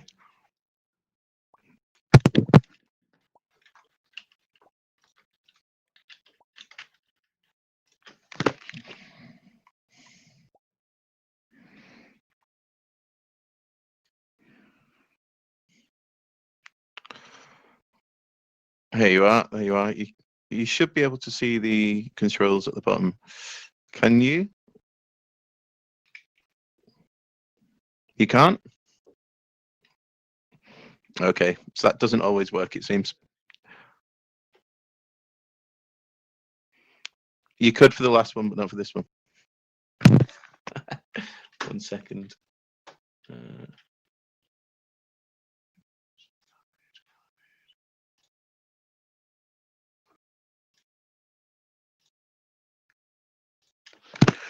Yeah, unfortunately, the code is exactly the same for both, so I have no idea why that is. So I'll just have to hit next slide for you. Can you turn your mic up a little bit and hit the amplify my voice button in the host tools on the bottom right?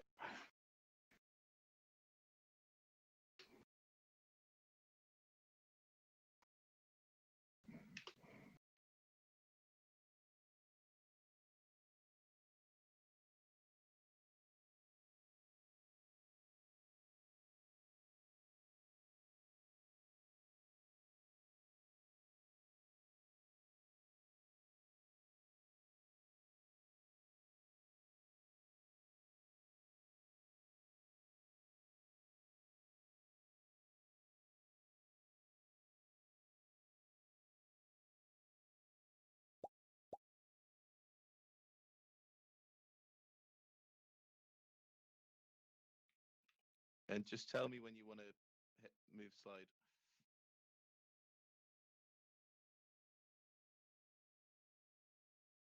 So, and will everybody in the amphitheatre be able to hear? Because obviously the further you are away, the harder it is to hear. Yeah, I should be able to. Can I amplify you? This amphitheatre is massive, by the way. It is big, isn't it? Yes. It's quite intimidating.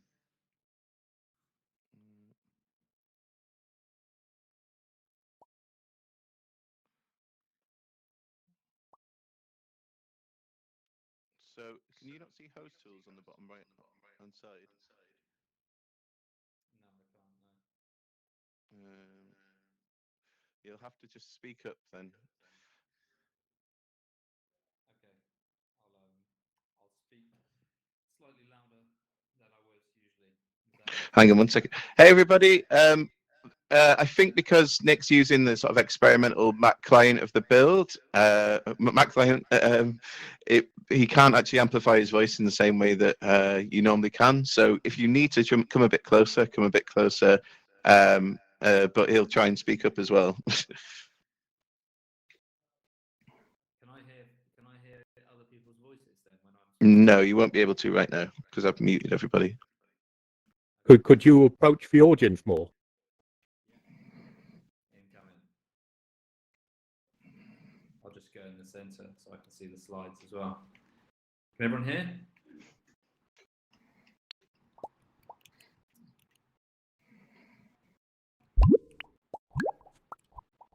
Nice. Okay. So Dan, you're going to have to control my slides as well because I can't. That's fine. I can do that. So hi everyone. Extremely excited to be here. My first ever AltSpace experience, and also my first ever pitching inside a virtual space. It's extremely appropriate for what we're working on. So yeah, very excited to share where we're at and what we're doing. So my name's Nick Fellingham.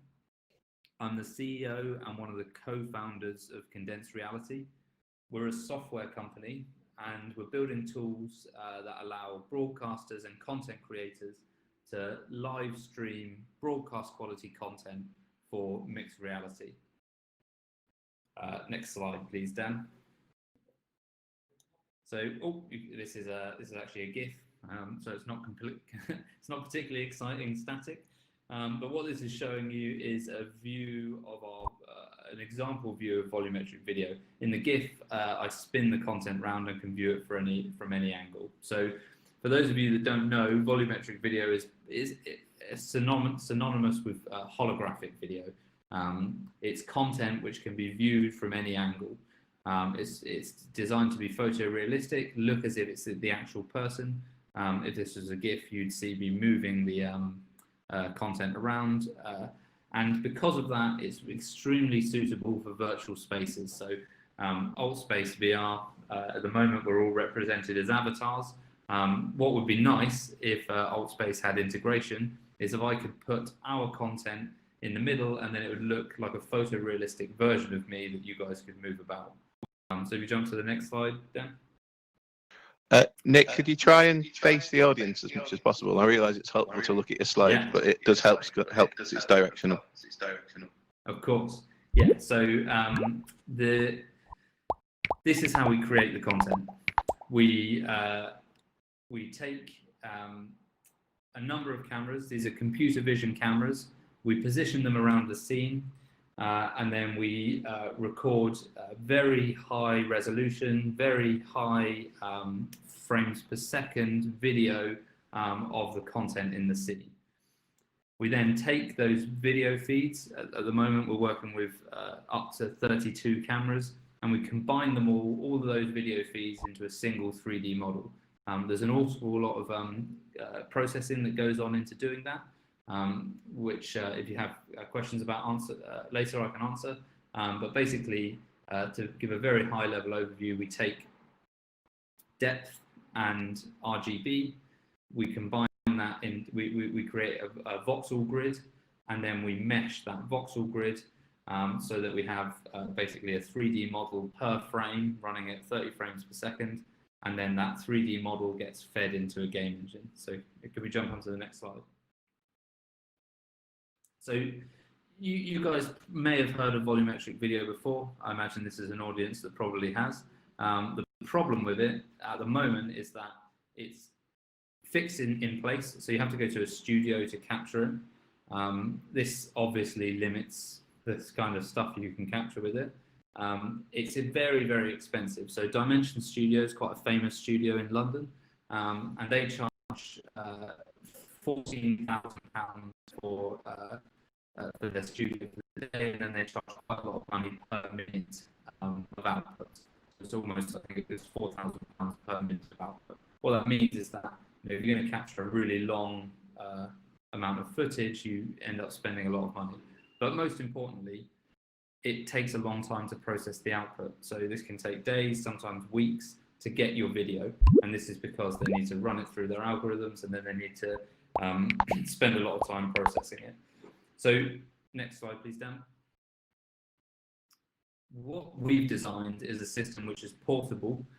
It runs on third-party hardware, which is modular, so we can expand it for different capture area sizes. But really importantly, it outputs the video in real time. And when you output in real time, you open up a huge number of different use cases that are outside of just the asset creation use case. Next slide, please, Dan. What I'm going to talk to you today about is immersive realities, generated realities.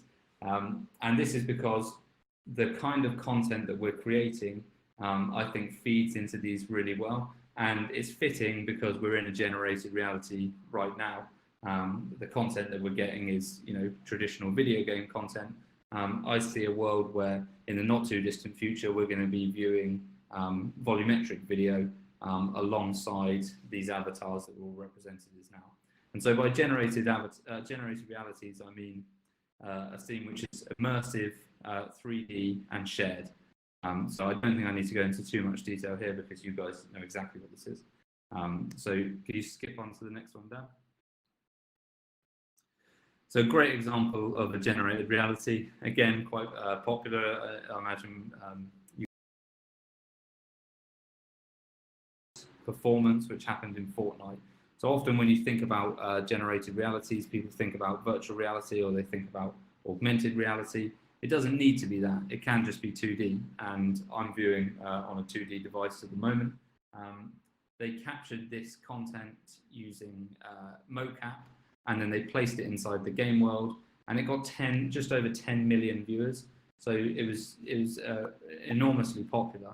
And you watch it as an avatar. I think that this would have been far better had we've been able to view Travis Scott as he actually looked. So a photorealistic version of him rather than a mocap version. Can you jump to the next slide, Dan? So when you combine volumetric video with these generated realities, we think we're able to disrupt a number of industries. We're able to disrupt the way that we do video conferencing.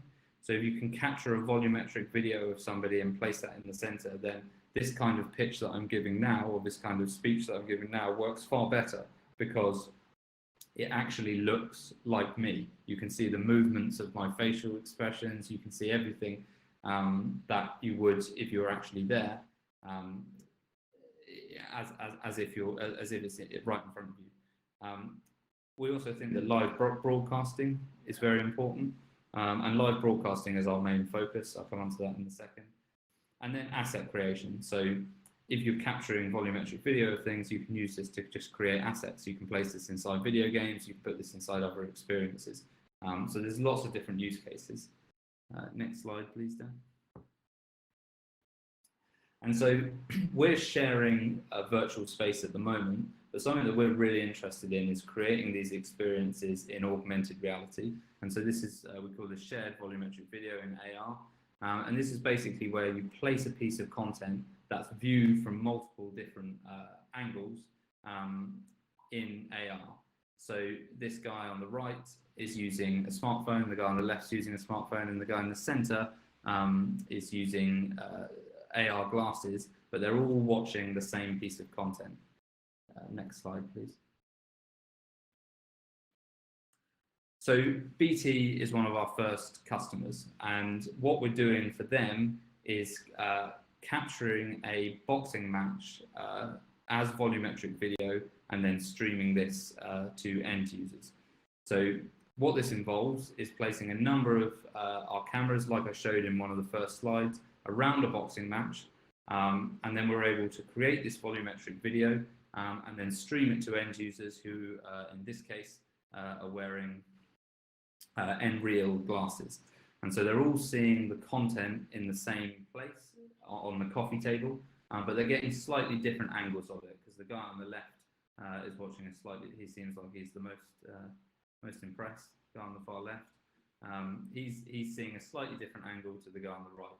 And what's interesting is that because we've synced this with the footage that's going on the TV, because it's so low latency, we can sync it with what's going on the TV.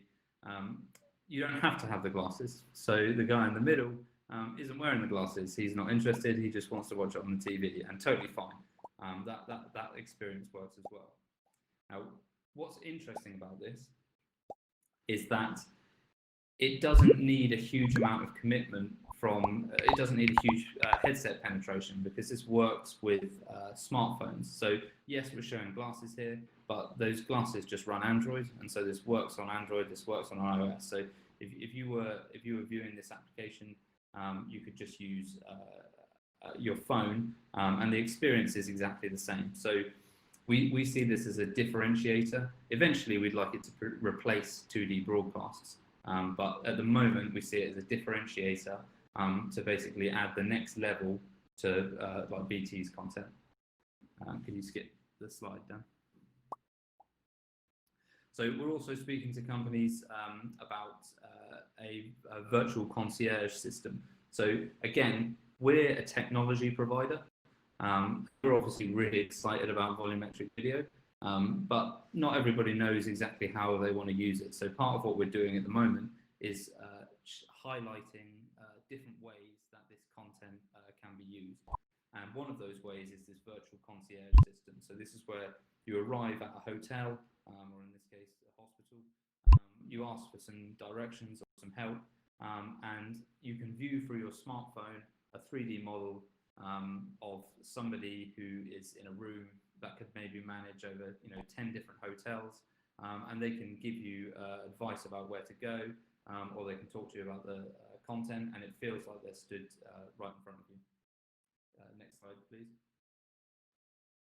And so this is another company we're working with called Reality Check Productions, and what they're focusing on is creating theatre experiences.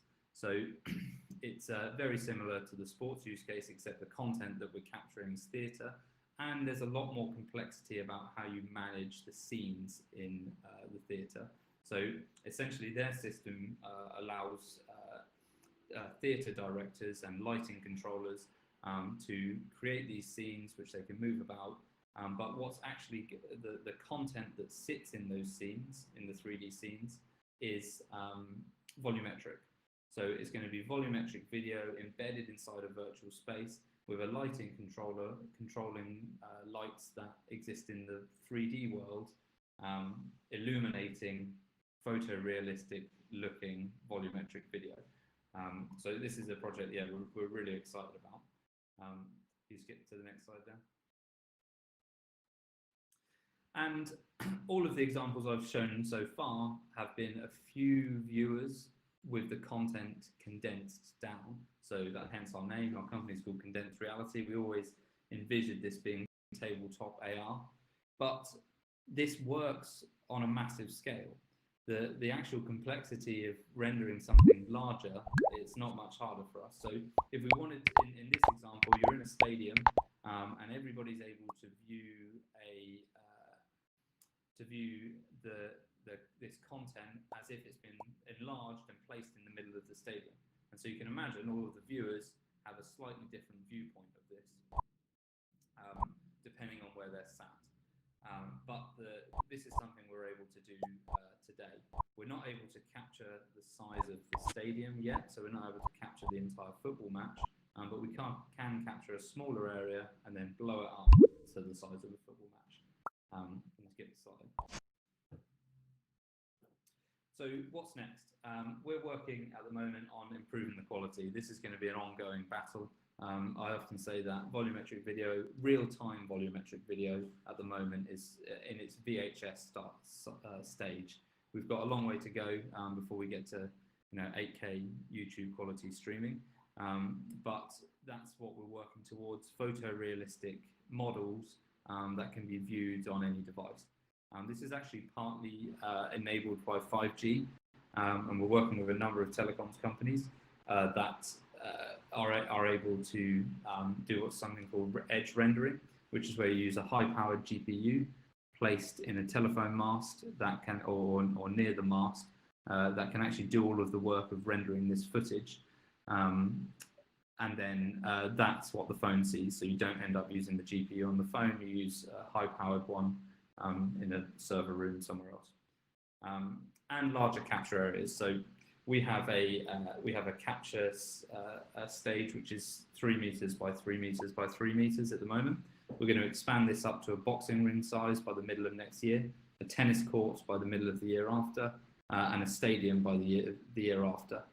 And something to think about is that when you get to that stadium level size, what we want to be seeing is football matches or rugby matches captured using this stadium system, and then as well as being able to broadcast that into people's houses, so you can watch a football match live as if it's been placed onto your floor.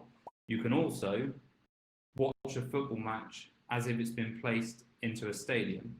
So that means that you can watch replays from the viewpoint of your seat, as if they've been, as if they're happening again in front of you. So if you hold your smartphone up, you can watch a replay from your viewpoint, which I think would be absolutely amazing. Next slide, Dan. It's the end. Well, there you go.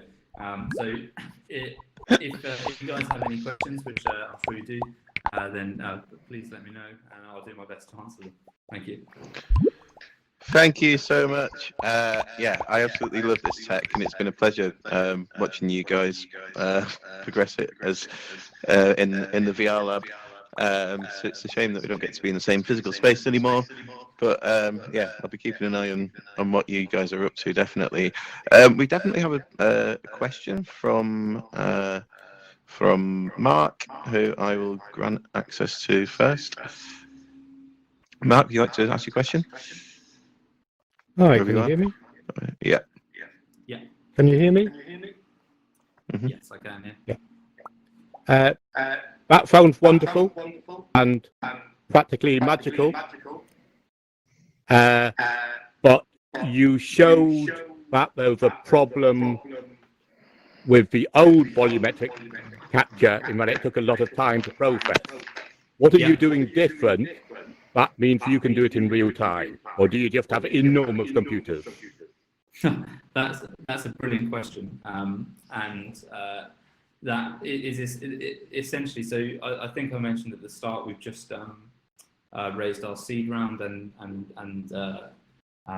we've been lucky enough to be successful in a couple of government-funded projects. And the reason that we've actually managed this is because of our algorithms. So there's a cubic relationship between the volume of the capture size and the computational complexity. And this is because if you're working with voxels, you get a cubic increase in voxels as you increase the capture size. We've broken that cubic relationship of computational complexity. And we do this with basically highly optimized algorithms that are mainly based around deep learning, actually. So to summarize, the way that we do it is we reduce the number of cameras that we're using to capture the content. So really, to capture a large area, you need a huge amount of cameras. But we've discovered that you can actually make pretty good guesses using deep learning about what content is there. And so we reduce the number of cameras, and then we use deep learning to fill in the gaps. And so it basically says, I haven't seen what's underneath their arm for the last 15 frames, but I can make a pretty good guess about what's there, so I'll fill it in. You don't notice it as a viewer, but what it means is that we have far less data to process, and therefore we're able to process it quicker, and that combined with well-optimized algorithms means that we can process it in real time. We do still have some pretty beefy GPUs. I mean, we've got two 3090s in a machine chugging away, processing this. But the main difference and our main innovation is in using deep learning to speed up the processing time, which actually is a bit of a weird thing, because usually people associate deep learning with something that takes a lot of time, but our networks aren't very deep, and so the inference side of them runs very quickly. I hope that answers your question. Yeah, excellent answer. Thank you. No worries.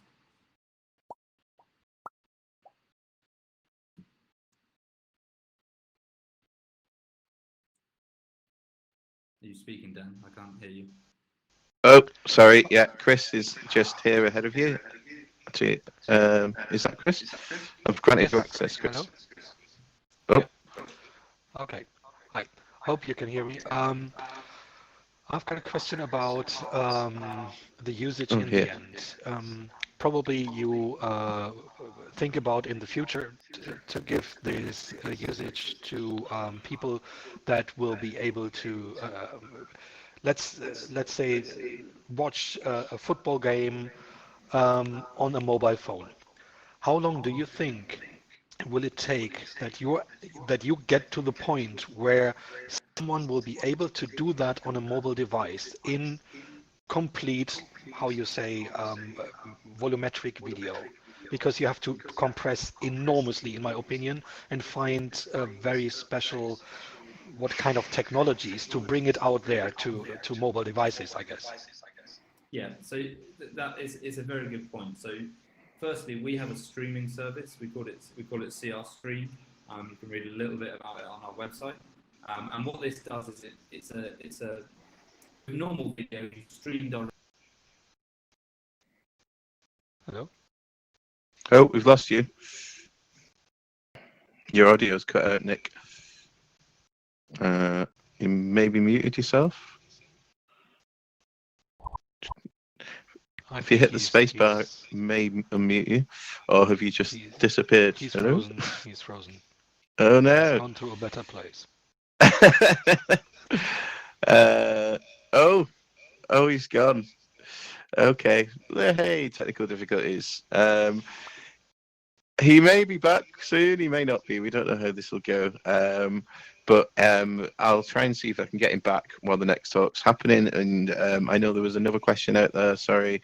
And you can maybe try and grab him at the end. Otherwise, Condensed Reality, as you can see, is the name of the company, and there's Nick's email there. It's really fascinating tech. It's a shame that we didn't actually get to see the video of it, to be honest, actually, because it is amazing stuff. But right now they're sort of quite early stages, so I don't think there's anything publicly accessible that you can find. Right, okay. Next up we have Vin, who is you are over there. Vin, how are you? Can you speak? Hi. Can you hear me? Yes, I can hear you. Do you want better to this hit time? the amplify my voice button in host tools if you've not done yet already? Yeah. How's that? And Can you hear me now? I'll go and load up your presentation. Yeah, I think that's working. Okay, cool. Lots of smiley faces. Good.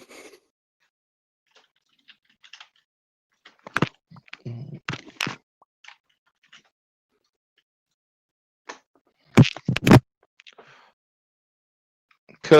Okay. Now, can you see the controls? Yeah, the controls for the screen. Yeah, I can see those. Yeah. Yeah. Oh, fantastic. That's great stuff. Brilliant. And thank you to Nick. But yeah, I'll pass on the applause to him. Thanks.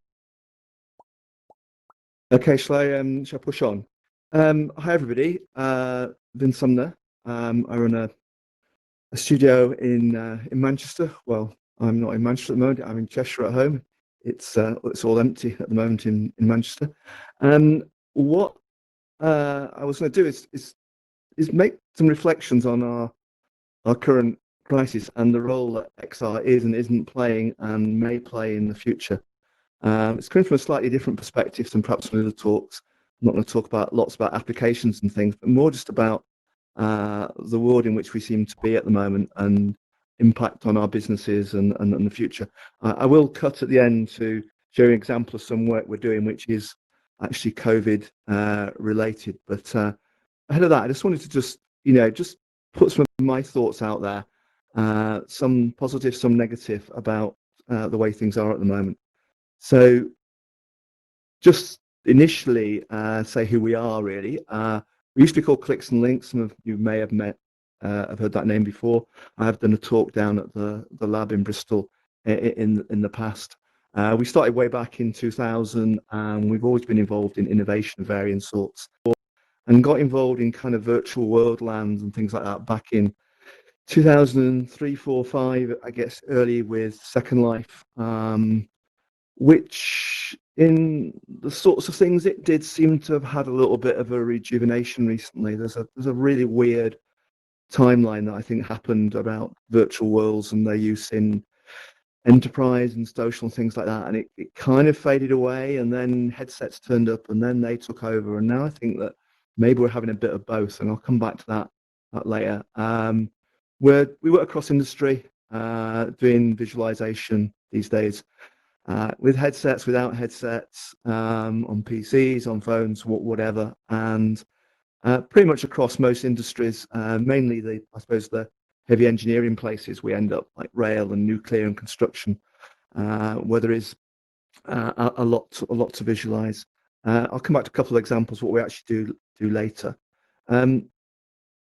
But what I wanted to talk about was actually what's happened over the last 6 months, really. As a small company, and it's hard to know the audience really, but I guess a lot of people here are parts of small companies or small companies in their own right. There have been some challenging times, and I just reflect our experience and pass it on, for good or for worse. Work for sure slowed up to start with back in March. People suddenly weren't there. Projects that were about to happen suddenly got delayed. Tenders that were happening got delayed. All those sorts of things. People weren't quite sure what was happening. Over time, things have improved, no doubt, but things have changed form as well. The nature of what we're doing seems to have changed. That's, I guess, because people have suddenly discovered, or seem to have suddenly discovered, the words virtual and digital, and therefore they want to do different things. And I think overall, the immersive space, the virtual world space, has loads to be gained from perhaps people working in different places, but it's also got some challenges. In terms of our people, we're a small company. We ended up furloughing a few people at the start, which it was helpful in terms of getting funds in. We've managed to keep everybody, and everybody has been paid their full salaries all the way through.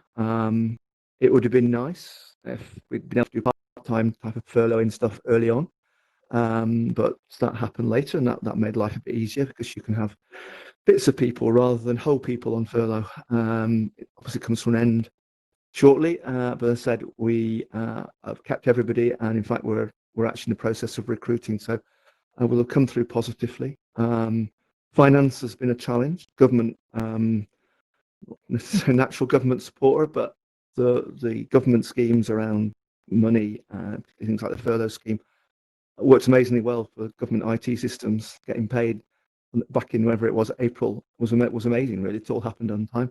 Banks were terrible by comparison. We did finally get a loan, but it took a heck of a long time to get. So finance has been an up and down challenge over these times. We had this spanking new office in the Northern Quarter in Manchester that we got kitted out back end of last year, with a new demo suite and what have you, lots of headsets and all this sort of stuff. It's pretty much unused for the last 6 months. We're still having to pay rent on it, so that's been interesting, if you like. We were just starting to reuse it, but things got a bit more difficult over the last week or two. Also, prospecting, it's a bit of a challenge, isn't it? There's far less places where you go to just to casually meet people. I mean, these sort of events are possible, but they're still quite closed communities in many respects. The casual meeting of people after an event is something that doesn't really happen anymore. I'm not quite sure how you instantly replace that, but there's some challenges there. So those are some things that have been happening with the company. I think in terms of the market that we're all looking at, then I think it did slow initially. I think then people have got into virtual and digital, whatever that means to them. It obviously means different things to different people. Though headsets have become problematic, it's perhaps fine if people have got their own headsets, but not everyone has their own headsets. how do you demo things? There's a natural reluctance to wear something at the moment, and such like. So I think that's, when we've talked to a number of customers and we said, we're going to look at things with through headsets and sort of stuff. They've kind of said, no, not at the moment. I think screen is quite fine for us. So there's been some questions around that. I think there's definitely, and I just get it from everybody now, that there's more to life. There must be more than Zoom that's possible, that's remote, and I think that's where platforms like this start to at least raise some possibilities of what can be done. I have to say, I'm profoundly disappointed with pretty much every XR multi-user event platform that's around. They all seem to focus on one thing and get lots of other things wrong. I'm not really seeing anything that ticks the box. People have spent a vast amount of money on it, but I don't know where people have worked out what requirements are sometimes.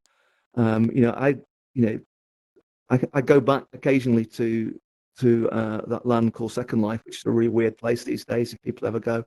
But the sort of things that you can still do there seem to be far better than a lot of the things that have been built 10, 15 years later. So I just don't know what's happened to us. And I think there's a real opportunity for people to get some things right there.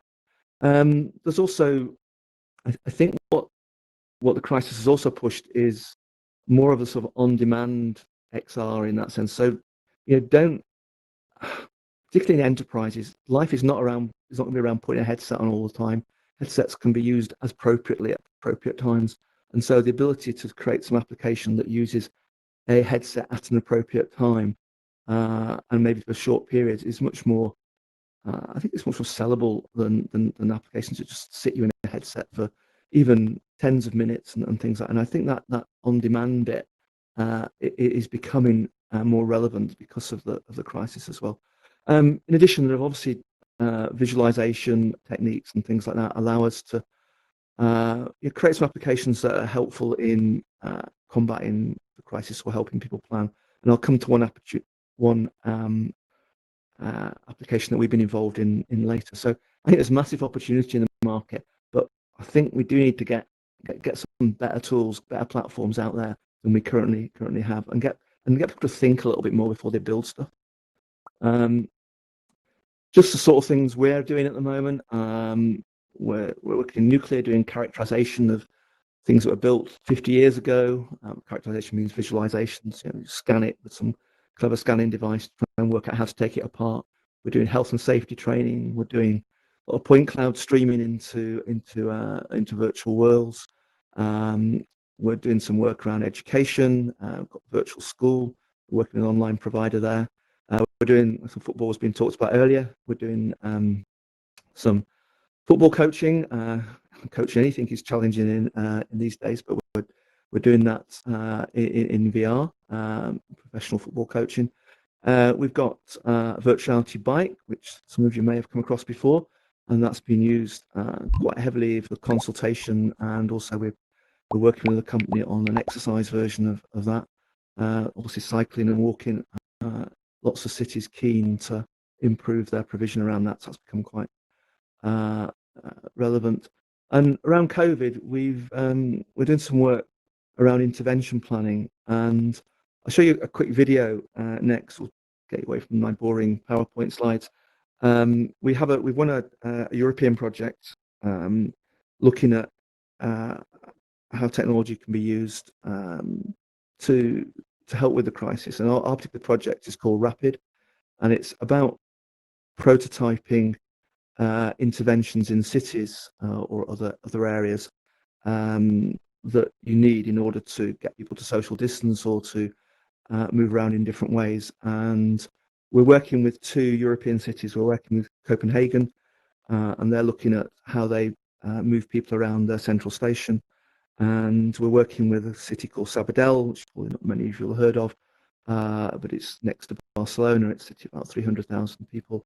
And they're looking at new cycle lanes in the city, and also how to move people around the city using parts of the city that aren't normally used. So cities often are very dense in some parts, and very quiet in others. So can they use signage and things like that to do that? And we've also working with Transport for Greater Manchester and Cheshire East, looking at how we can use similar technology for some of their active travel planning. So what we're using is we're creating 3D models, and we're using agent modeling to simulate sort of crowd flow and people flow, and we're allowing people to move things around, do new layouts, and create different types of people.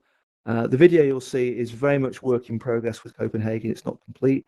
We're right in the middle of the project, but it'll just give you a flavour of the site of presentation we're doing. We're not trying to do high-end photorealistic presentation of the station. We just want to do something very quickly that people can play around with and come up with ideas and get support from planners and citizens as well. So have a quick look at this, hopefully.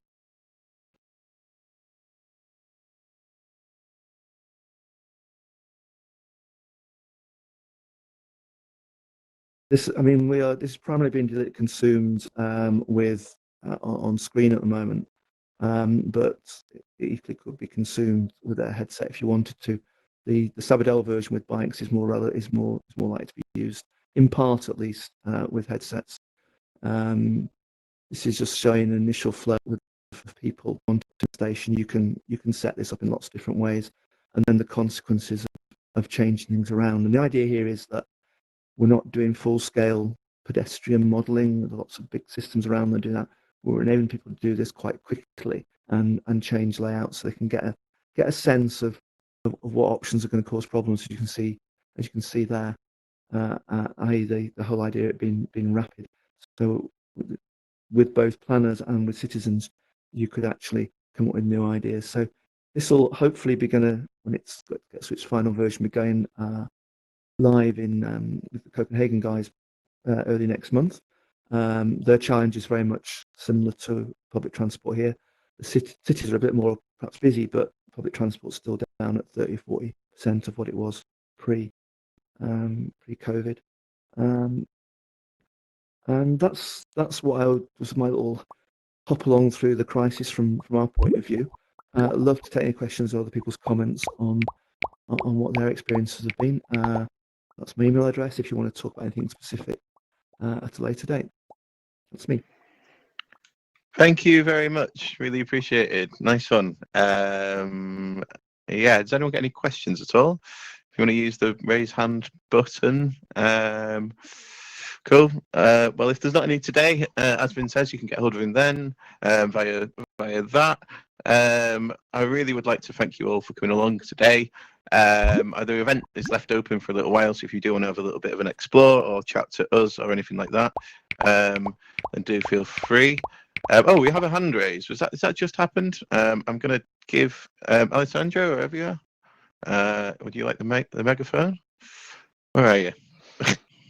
Oops. Hello, can you hear me? Hi. Yes. Hi. Hello, Vin. Thank you for the presentation. Very insightful. I mentioned a couple of times Second Life and requirements. So, what would you say would be your three top requirements for a VR environment such as this one? I think I would like to see much higher visual fidelity. The current platforms that I see tend to look like Second Life did in 2005. So I think we could move on. We should be able to find ways of delivering more than that.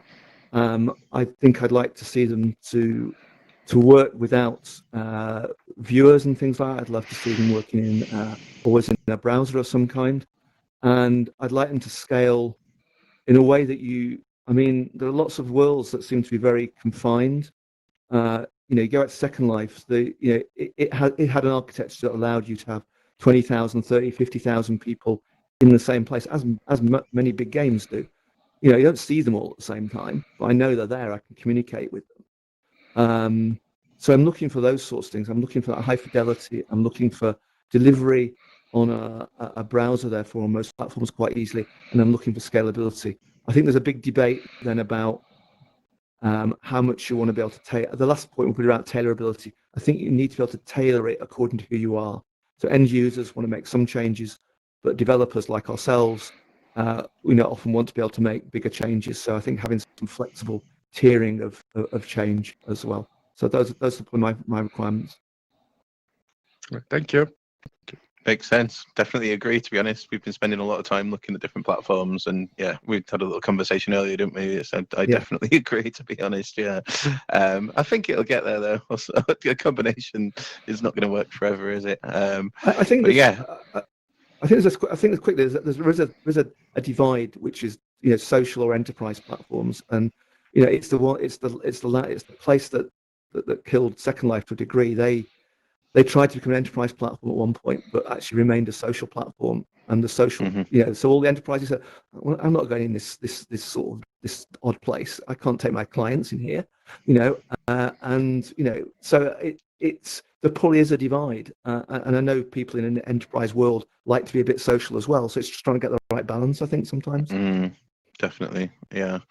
And even some of the enterprise ones, they tend to be focused on small teams and nothing bigger. So there's nothing for big events right now. That is enterprise focused whatsoever. Yeah, yeah, we'll get there. Keep pushing. Yeah. Wicked. Well, once again, thank you all for coming along, and thank you to Ben Chiarella for making, for helping make this happen, and thanks again to Mike Parker. I don't know if you're still here, for doing the lovely 3D assets displays, and I think I said Innovate UK for the funding. So yeah, I'd quite like to get a selfie with everyone if possible. I'm going to run towards here. If you all give me some emojis, and I'm going to do a selfie that maybe will come out all right. Yeah, that worked brilliantly. Thank you all so much. Cheers. Bye-bye. Cheers. Bye.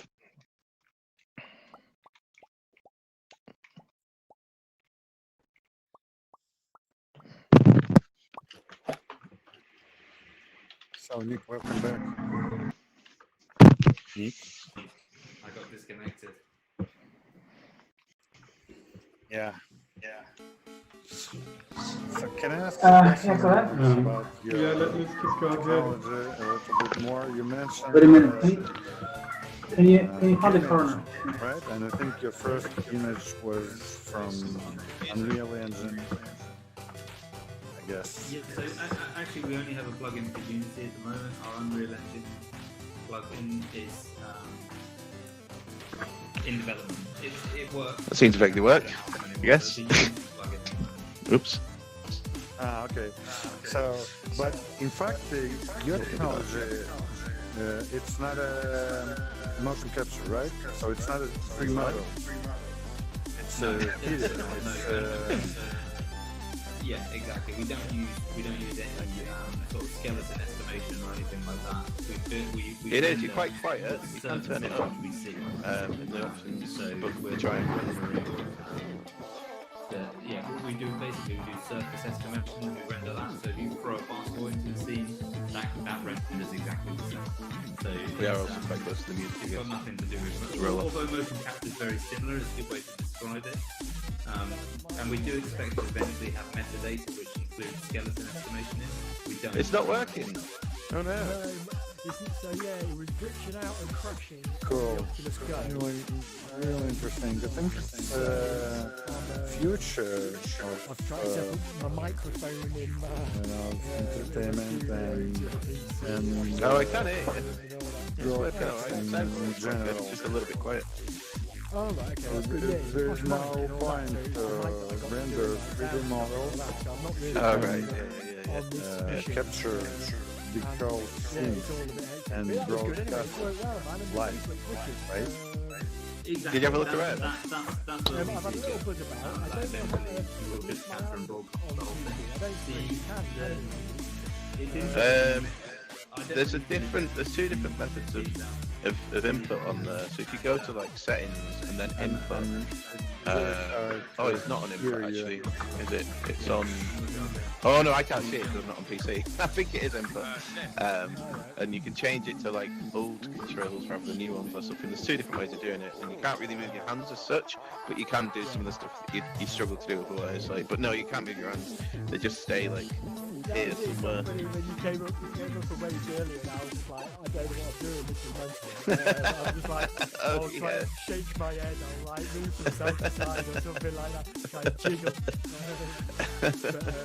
But yeah, it looks good, man. I've not looked at the portals, so I just turned up and dropped in while I was chatting. Well, we're not really doing anything as portals anymore. We've decided to just keep it one world, basically. Yeah. Keeps it simple, so I'm assuming it's quite glitchy and crashy and that, is it? Yeah, well, I mean, the thing is if you do have the sort of if you do have the portals, you're just sort of more likely to lose people. And also, I found out that the events work in instances, so this is just a particular instance of this world rather than the persistent one. So you can't. Well, I think you maybe can do portals to events, but you can't do permanent portals to events. People have to make them, so it's just made more sense to have everywhere in one. I think that the problem is though is the issue that you had is that the Oculus Go wasn't working with. So that's probably because we've loaded so much shit into one big model. For sure. It's cool, though. It looks really nice, man. The way it's all come together. The old lab building and that, and the bridge and all that, they were cool. So were they downloaded models that people have kind of? No, it's old Mike's constructed from scratch stuff, completely. Yeah. That's really cool. It is a wicked job there. He has done a really good job. Yeah. I don't know why. When I was talking to him about the bridge, he was like, "I don't know what I mean.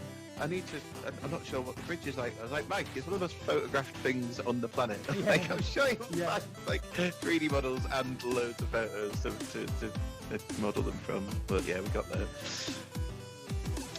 Even the desks are like perfect, which I really like. Well, this is the thing. I've not had a proper explore yet. This is all going on, so I'll have a look around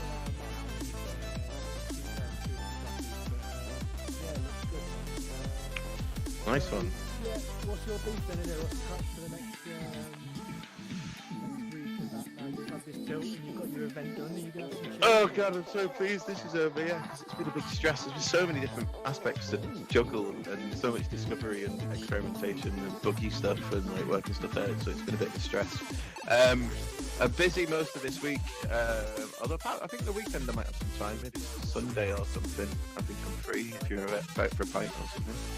Yeah, man, just whenever again, I'm just plugged in now. I've just been on the road for the last couple of months, but just got back last week and had some work come in, so I've just been model building and that.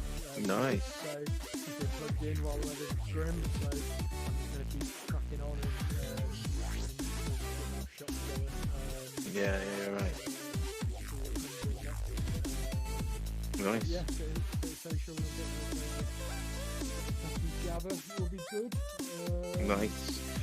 I've just moved house. I can't remember if I said to you or not, but yeah, I'm in my new gaff now. Actually, yeah, I think I saw something online that you're somewhere near the park, right? Yeah, I'm really close to St George's Park. Dead close, yeah. Yeah. I'm quite near like the Whitehall Tavern, if you know that sort of thing, in Whitehall. Oh, right,